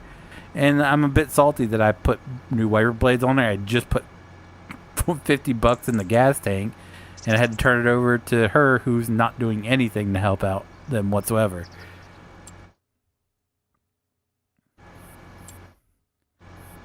It's like, you two really did not think this through whatsoever, did you?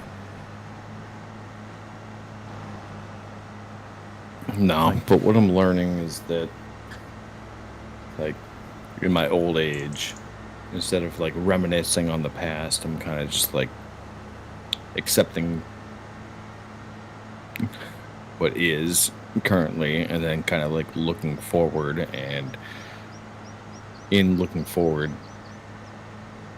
look, like, potential offspring and stuff, it's like, yeah, no matter what, you're gonna be biased towards them.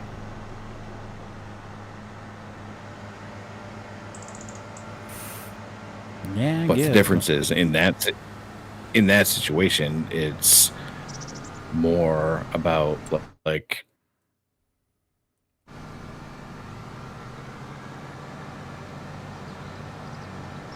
I mean, I don't know. Like, if I was married for like a long time and got divorced and then got like remarried and stuff, like, I wouldn't be taking any of my new shit, or like any of my shit, and like giving it to anyone new family. Like, being just, I don't really understand that. I don't know. I'd see it as from, like, unless someone's trying to swindle you. I'm not saying that she's trying to swindle him, but like, I see it from the point of view, like my stepmom herself. Is that, like, you just enter a marriage and then just assume that the car is just like up for grabs? It's like, no, what's mine's mine, what's yours is yours. So as like an older person getting remarried, I wouldn't even expect that to be like a contention. Yeah, and I mean, he's not putting a fight up about it, but I'm just, it's like, the more he should be. The more I'm. Why isn't he? Because he understands that it's her place. Like, is it though? She's always paid the rent on it. He's contributed to like bills and like the food. No, I'm talking about the vehicle. Oh, the vehicle. Yeah, the vehicle's hers. The vehicle. So they met. Wait, the vehicle's hers? Yeah. Then what are you mad about? That. Okay, so. It's not yours. So my dad had a Bronco. He traded in for a Jeep. He didn't like that Jeep, so he traded in for another Jeep. And then, so my stepmom was taking care of her parents, which her dad had really bad Parkinson's, and like he didn't have full function. So she's like, I need something different. Really. So he traded in his Jeep for her to get a Ford Flex in her name, and the Pathfinder got reverted to him. So that was his daily driver. So wait, technically, reverted to him. Was the Pathfinder in her name at some point? It's always been in her name. That was the Pathfinder was the only thing she got from her divorce. Basically, she was like they sold everything else off. And that's what you were driving. What? That's what you were driving around.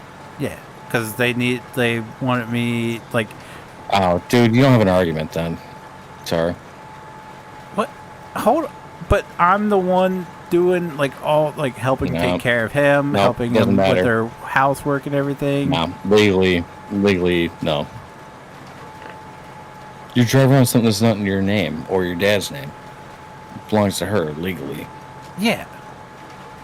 But she. So.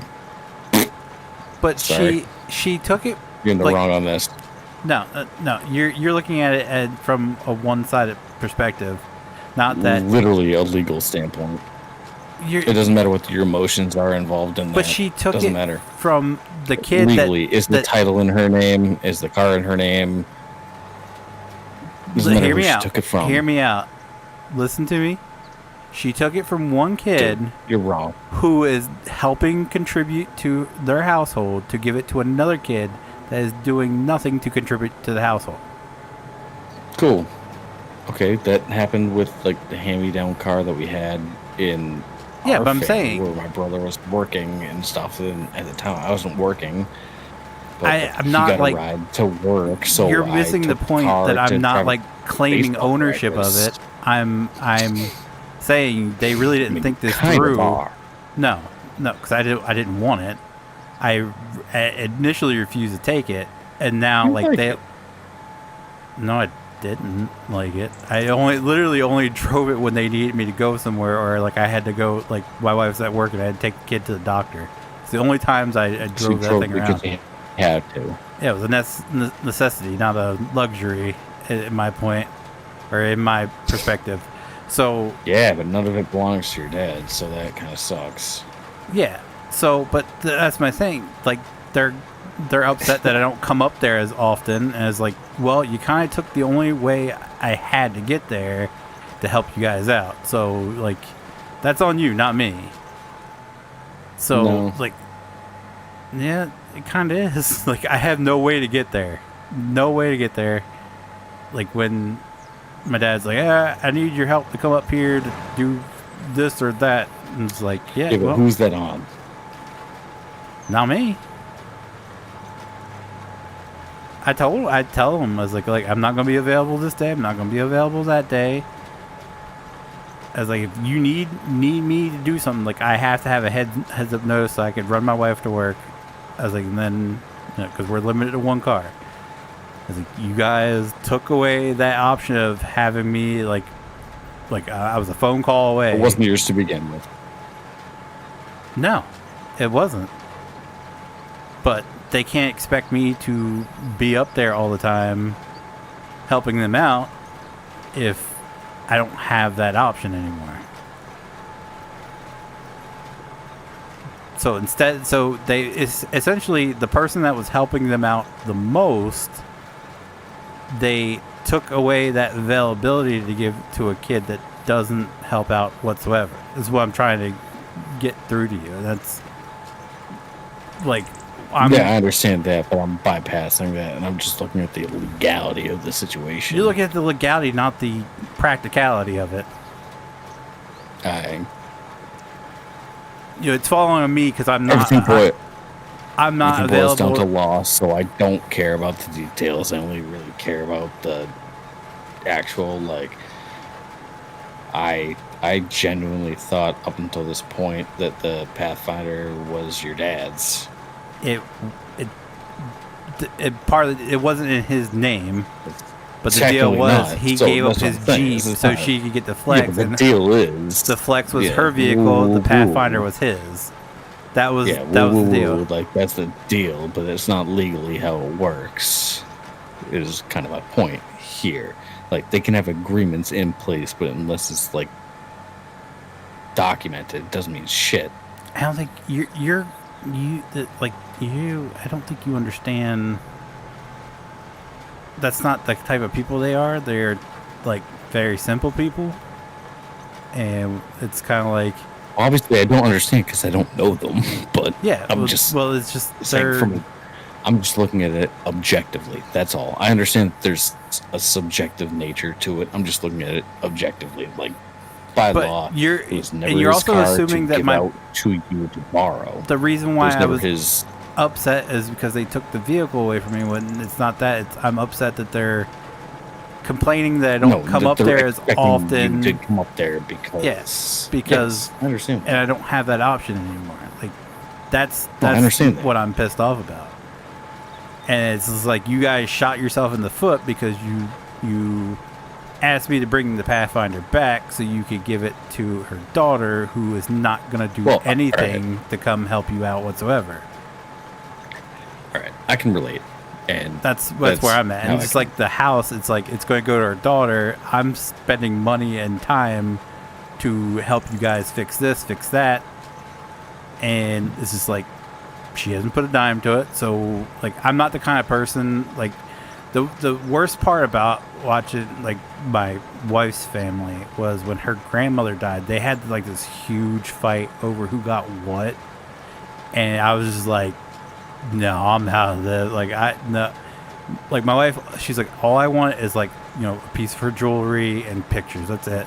And they put up such a big fight about it. Like the house was in, like they were all going to court about the house. My wife was like, I don't want any of it. I just like one of her necklaces, a pair of her earrings, something, you know.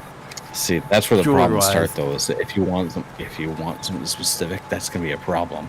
Yeah, so like my wife eventually was just like, my wife was just eventually like, I don't need anything, and then randomly like she gets a necklace and a leather coat shows up and stuff like that. I was like, yeah, and then 1,000%. They're still like just because it's no longer contention, and it's like the other person wanted it because they didn't think about it first. And then, but the house was like, I was like, and I told my dad, I was like, you don't have to worry about that for me. I was like, I'm gonna be pretty pissed that, you know, like I put all this time and effort into this. I was like helping you guys take care of this place. I said, but at the end of the day, I know it's not mine. I was like, all I want, I want your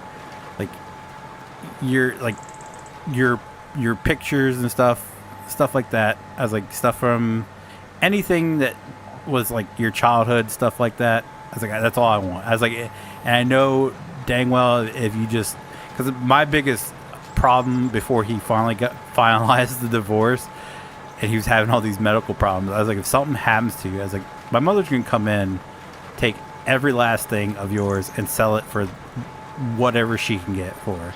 I was like, you have all of those, like, you know, the coin collection. He's got like this huge Hot Wheels collection. He's got all this like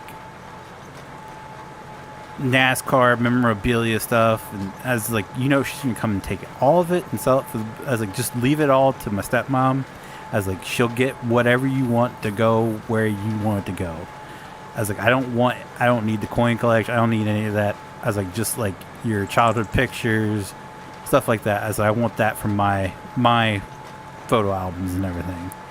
Yeah. And he's like, well, you're getting my truck and all that, and the shed's yours. I was like, yeah, where I'm gonna put a fucking shed? I don't need all of that. I was like, take it. I'll pay for it. What? His shed? Yeah. Are you gonna take everything in it? All of his tools and shit that I'll have to go Depends through. on what it is. He's got like 3 or 4 of anything you'll ever need tool wise. Because Does he have a chainsaw? Yeah. All right. Yeah. He's got a couple of them. Open for business. Open for business. Although I don't think you want to pay for, or I guess I would pay for it, but shipping of a shed all the way the fuck up here. Yeah, But it's gonna be. That'll be outside of that, crazy. I'll take the contents of the shed for sure. Well, I get the Harley that I had my can't wife. do anything We with. had And with thunderstorms last weekend. I'm sorry.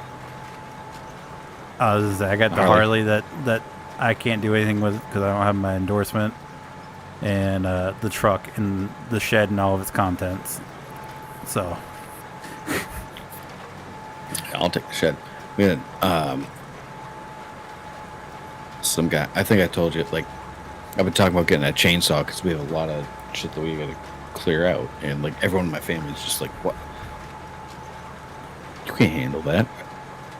You're gonna hurt yourself."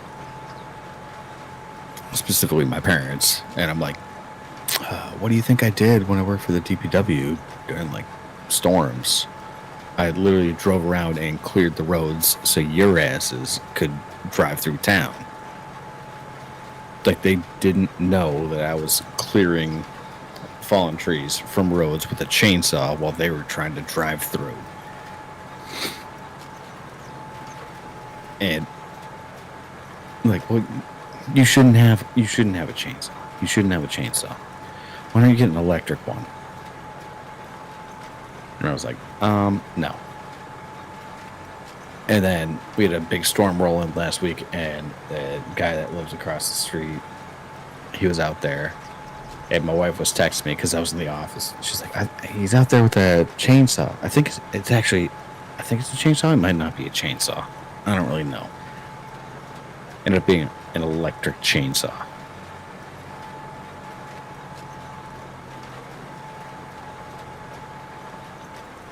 Like, what are you going to cut with that? mm-hmm. So, I don't know. He taught me how to use that gladly thing, take- and I was just. I will gladly take the. I know exactly. It's like, listen. I know there's a whole bunch of like horror stories of people like cutting off limbs and like fingers and stuff with the chainsaw. You have to be an idiot to do that. Like, chainsaw's not that hard to operate. Yeah, no. Like, if you want it to go forward, if you want the chains to go forward and engage it, you just tap the bump guard in towards you and just cut, and don't push down aggressively, but don't let it bounce back up. Just like enough pressure. It's like a knife through butter every single time. Mm-hmm.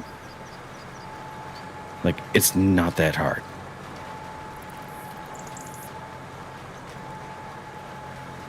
So I have a bunch of shit to cut down in my backyard, and my parents have just been like, "Oh, well, you shouldn't have that. F you. It's not your house." And I'm also not getting an electric chainsaw.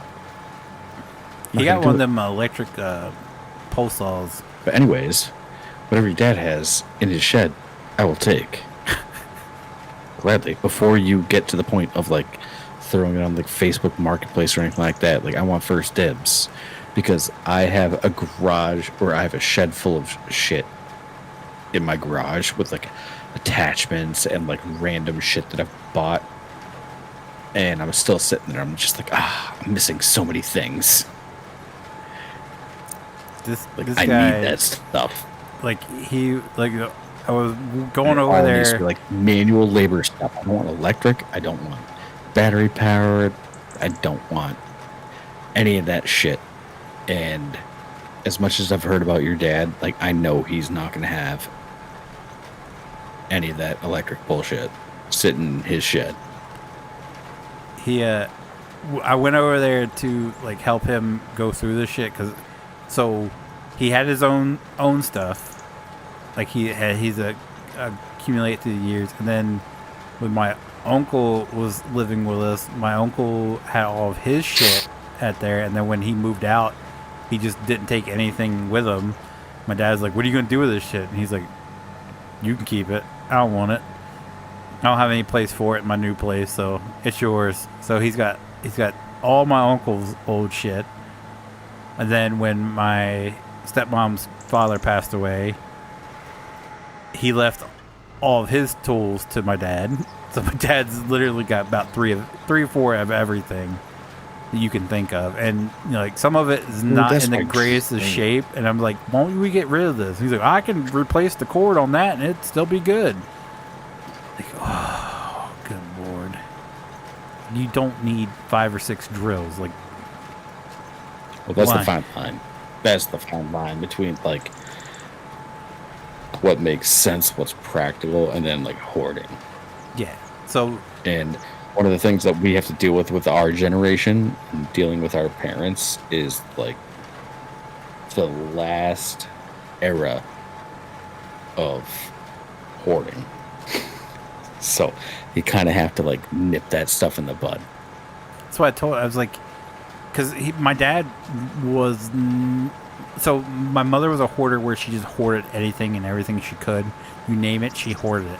My dad, on the other hand, only like keeps stuff that he feels that he could use. So like he could probably find a way to use every single thing in that. I was going to say it's a very subjective term. Yeah, because like you can use anything for anything, and that's the definition of a hoarder. Oh no, he like because they keep things because they think that they can make use of them at some point. That's the definition of a hoarder. Okay, so let me change it then. Only thing he has, like, say back up a bit. He has a like he could actually find something to use, like a project that he had, like he was working on, and he used majority of the stuff that was in there. It's just now he can't, and he doesn't understand that he's not gonna be building, add-ons and shit like so that's if it's something like you can actually use and you're gonna use it, then fine. But if it's something that you know you can use but don't do anything about it, that's when it becomes hoarding. Yeah, and so I'm sure back in the day, he probably like had use for the stuff and like could actively use it. Not so much anymore.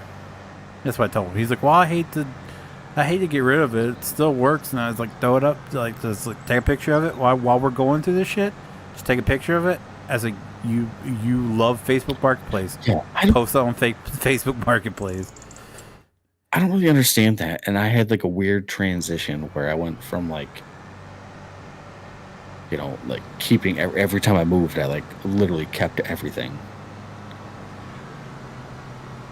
And then recently I've just been like letting stuff go, and then the more that I'm like encountering stuff, I'm just like, no, not keeping it.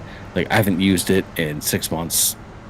If I need it again, I'll just buy it again and just get rid of stuff like boxes and like storage and stuff. Like if you don't use something for 6 months, provided it's not something that's seasonal, something that should be used every day, and you don't use it, like gone.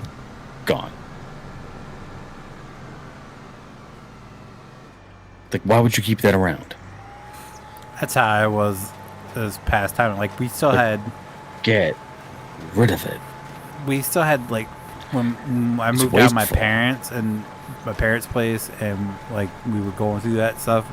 We brought, because we didn't know what to do with it all. Like we took what we could and stashed it away, and it was still like in the back storage unit when we moved. So when we moved into this place, I was like, if it doesn't get used, if it's gonna be sitting in a box, it gets tossed. And that, like, we went through everything. That's why we bought the totes and anything that we need, like we want to keep. Like, okay, yeah, I guess they're knocking on the watch. I was like, our school yearbooks and stuff like that. I get, keep it, but anything else, like, I had like all my old Hot Wheels and stuff. Huh? What? Like, do you really need your Yeah, old because yearbooks like and stuff? I had a cool moment this week where I found a picture of my dad on Ancestry, and I was like I looked at it and I was like, because there's like 5 or 6 pictures of with my dad's name, and I was like, clearly they're all but one of them was of this other dude. I was like, that's not my dad. But then I got looking at the solo one, and I was just like, I was like, that's my nose. That's 100% my nose. What? I keep hearing tapping. But I was like, that's 100% my nose. So I took a picture of it and sent it to my dad. I was like, is this you? And he looked at it. He's like, yep, that's me from like 7th or 8th grade. And he's like, compare it to what you look like in 7th and 8th grade. So I had to dig out my old middle school yearbook and take a picture of it and send it to him.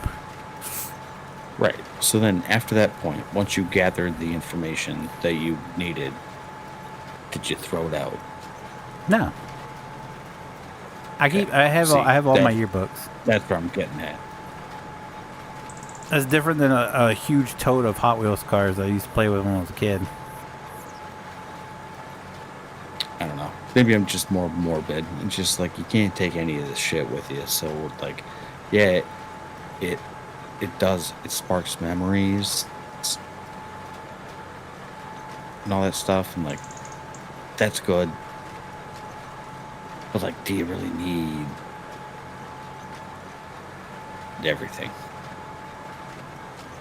Do I need it? No. Do I want it? Yes. Especially Right. with And me getting provided into that you like have the it genealogy stored stuff, in I'd proper- like to have it and like pass that down. Right. Provided that you're able to store it in a place that it doesn't impede your day-to-day activities. Yeah, that's Put it what that way. it went in a tote that's in the closet, in the storage closet. Out of mind, out of sight. Now, like I went through, I was like, all boxes are gone. Like we're not keeping any more boxes. Those are gone. I threw out so much shit. Sorry. I'm just kind of projecting. I'm trying to figure out how to deal with a hoarder that just like we're at a point in our lives where like if it's something that like yeah it still works but it's like super outdated, get rid of it and we'll just get the new one at some point. Like I can understand like personal stuff like yearbooks and everything like that, but just like general things. Just like we don't need general things. You're as bad as my wife. We don't use it now, toss it. We need one down the road, we'll buy a new one. My wife gets to the point, like, we had a blender, and we used it every so often, and then she's like, well, we don't really use it, so let's toss it. And then she's like, I have wish three blenders. Kind of wish we had a blender to make a drink or something. It's like, you tossed it. Right, but the way I look at it is, it's like your life changes constantly. Like your circumstances, everything changes constantly, right? So the things that you need change. So in lieu of having like a storage unit or like just dealing with all of that shit, like all of it, just like, do you need a blender? Yeah. All right, fine. Costs like $40. Get a blender if you desperately need it for something. And just leave it at that. See, like you don't need to carry everything. Just because it works and it functions doesn't mean that you have to keep it. See, I'm different because I'm the person like if you want it, buy it, and then once she tosses it, I'm like, you tossed it before, like, do we really have to have it now? if you had one, you had to tell us, do we really have to have it now? And she's like, no, we don't. That's the end of it. No, unless there's something specific that comes up, but like 90% of the stuff is like, we don't need it. We don't need it. Just get rid of it. And how hard is it? And I understand that for a lot of people, it's hard to get rid of stuff. Yeah, it was for me for a bit, and then, but I came from a my mom. I look at what my parents are leaving hoarder. me. My parents are leaving me with an entire like house for like 4,000 square feet of shit because my mom hoards everything.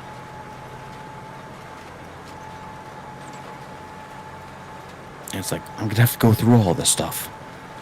And guess what? It's been like 50 years. None of this stuff's gonna be relevant anymore.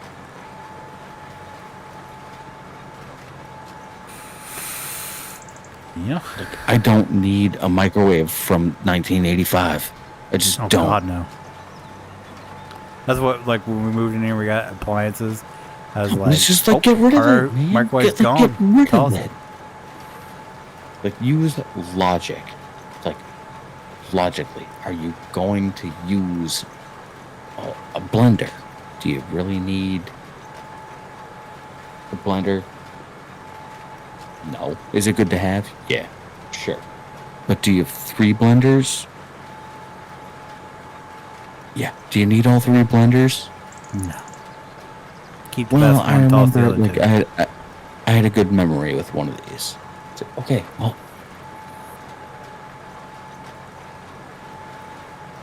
That one epic margarita night. just like,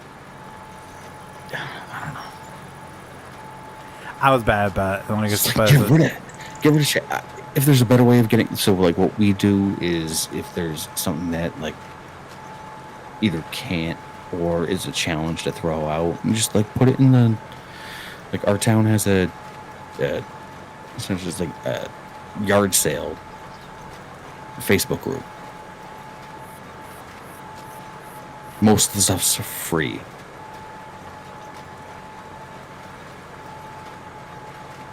So, like, if you don't want to get rid of it, you can just put it there, and someone will take it and get some good use out of it. But we're not going to get good use out of it right now.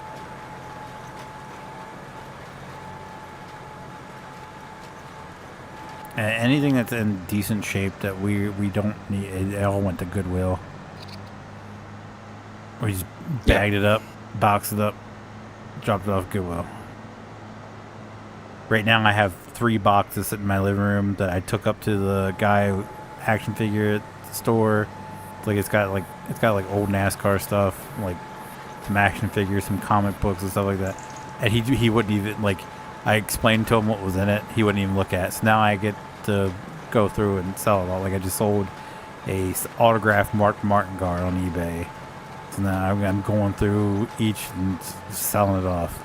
Like, I know some of it's worth money, so I'll get what I can out of it. I was gonna take it up and like, it's all yours for $100, but he wouldn't even look at it. So I was like, all right, well then, I made that alone on selling a Mark Martin signed car. So you're lost. And there's like 3 or 4 boxes of it. Yeah, I'm tired of it sitting around. I just want it gone.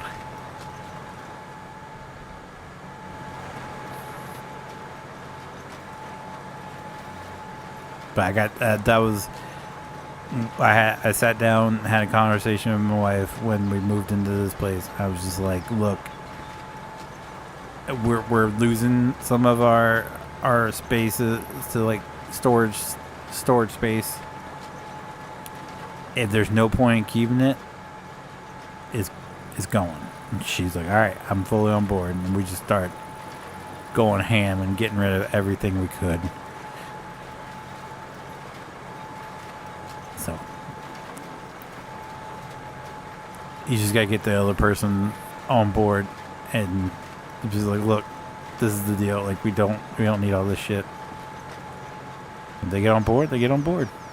If not, have fun living with all that shit. Yeah. Yeah. I mean, my situation has some variables in it that are sensitive topics that it's like, okay, well, I understand. I get it. But like, if we do need to keep these things, then we need to have at least some organization about it.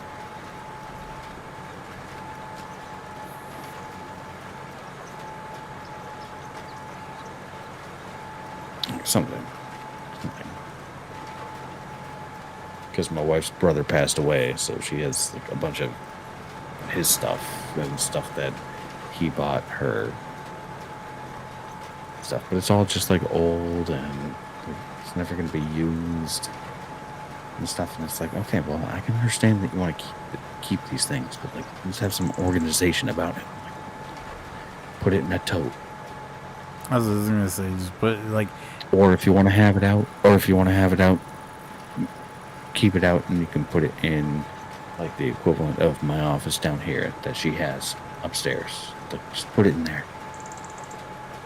But like, we can't, like, this isn't gonna be like a fucking like mess of a house. It's not gonna be. that's how my wife was. She had stuff from her grandmother that she's like, I just can't part with it. I was like, I'm not asking you to part with it. I was like, Right. I just want you're to go never gonna somewhere. wear her leather jacket. You're never gonna, like, our girls are grown. These baby clothes that she bought, like, that was the last thing her grandmother ever gave her before she passed away, was baby clothes for our youngest one. And she's like, I can't bring myself to let go. It's like the last thing my grandmother ever bought for me. I was like, yeah, but our kids are grown. They're not going to wear it. And she's like, she got upset. She's like, just toss it. I was like, I'm not asking you to toss it. I was like, I'm just asking you to move it from the closet. So you get that reaction too. Yeah. Okay. It's like, I'm not asking you to toss it. I'm just Like, asking fine, you I'll just to throw everything out. It's just like, no. take it out of the closet We don't have to throw and everything put out. it in that tote that we've designated for you. Like, all your stuff that you desperately have to have. Like, all the, like. Does that work? Yeah. She's got 2 totes of things that she just couldn't get that's rid not of. working for me. That's what I said. You gotta get the other person on board. Like, you have. I know. Well, that's my the hard problem, is part. I can't. And I was probably the worst one in the situation of having a hard time letting things go. And she's like, I told her, I was like, look, I'm letting this go. I'm letting this go. I'm letting this go. It's like, you gotta kind of, get on board here. So, I'm not the only one with stuff accumulating. And she was just like, yeah, you're right. And like I said, we went and got totes. We got a handful of them.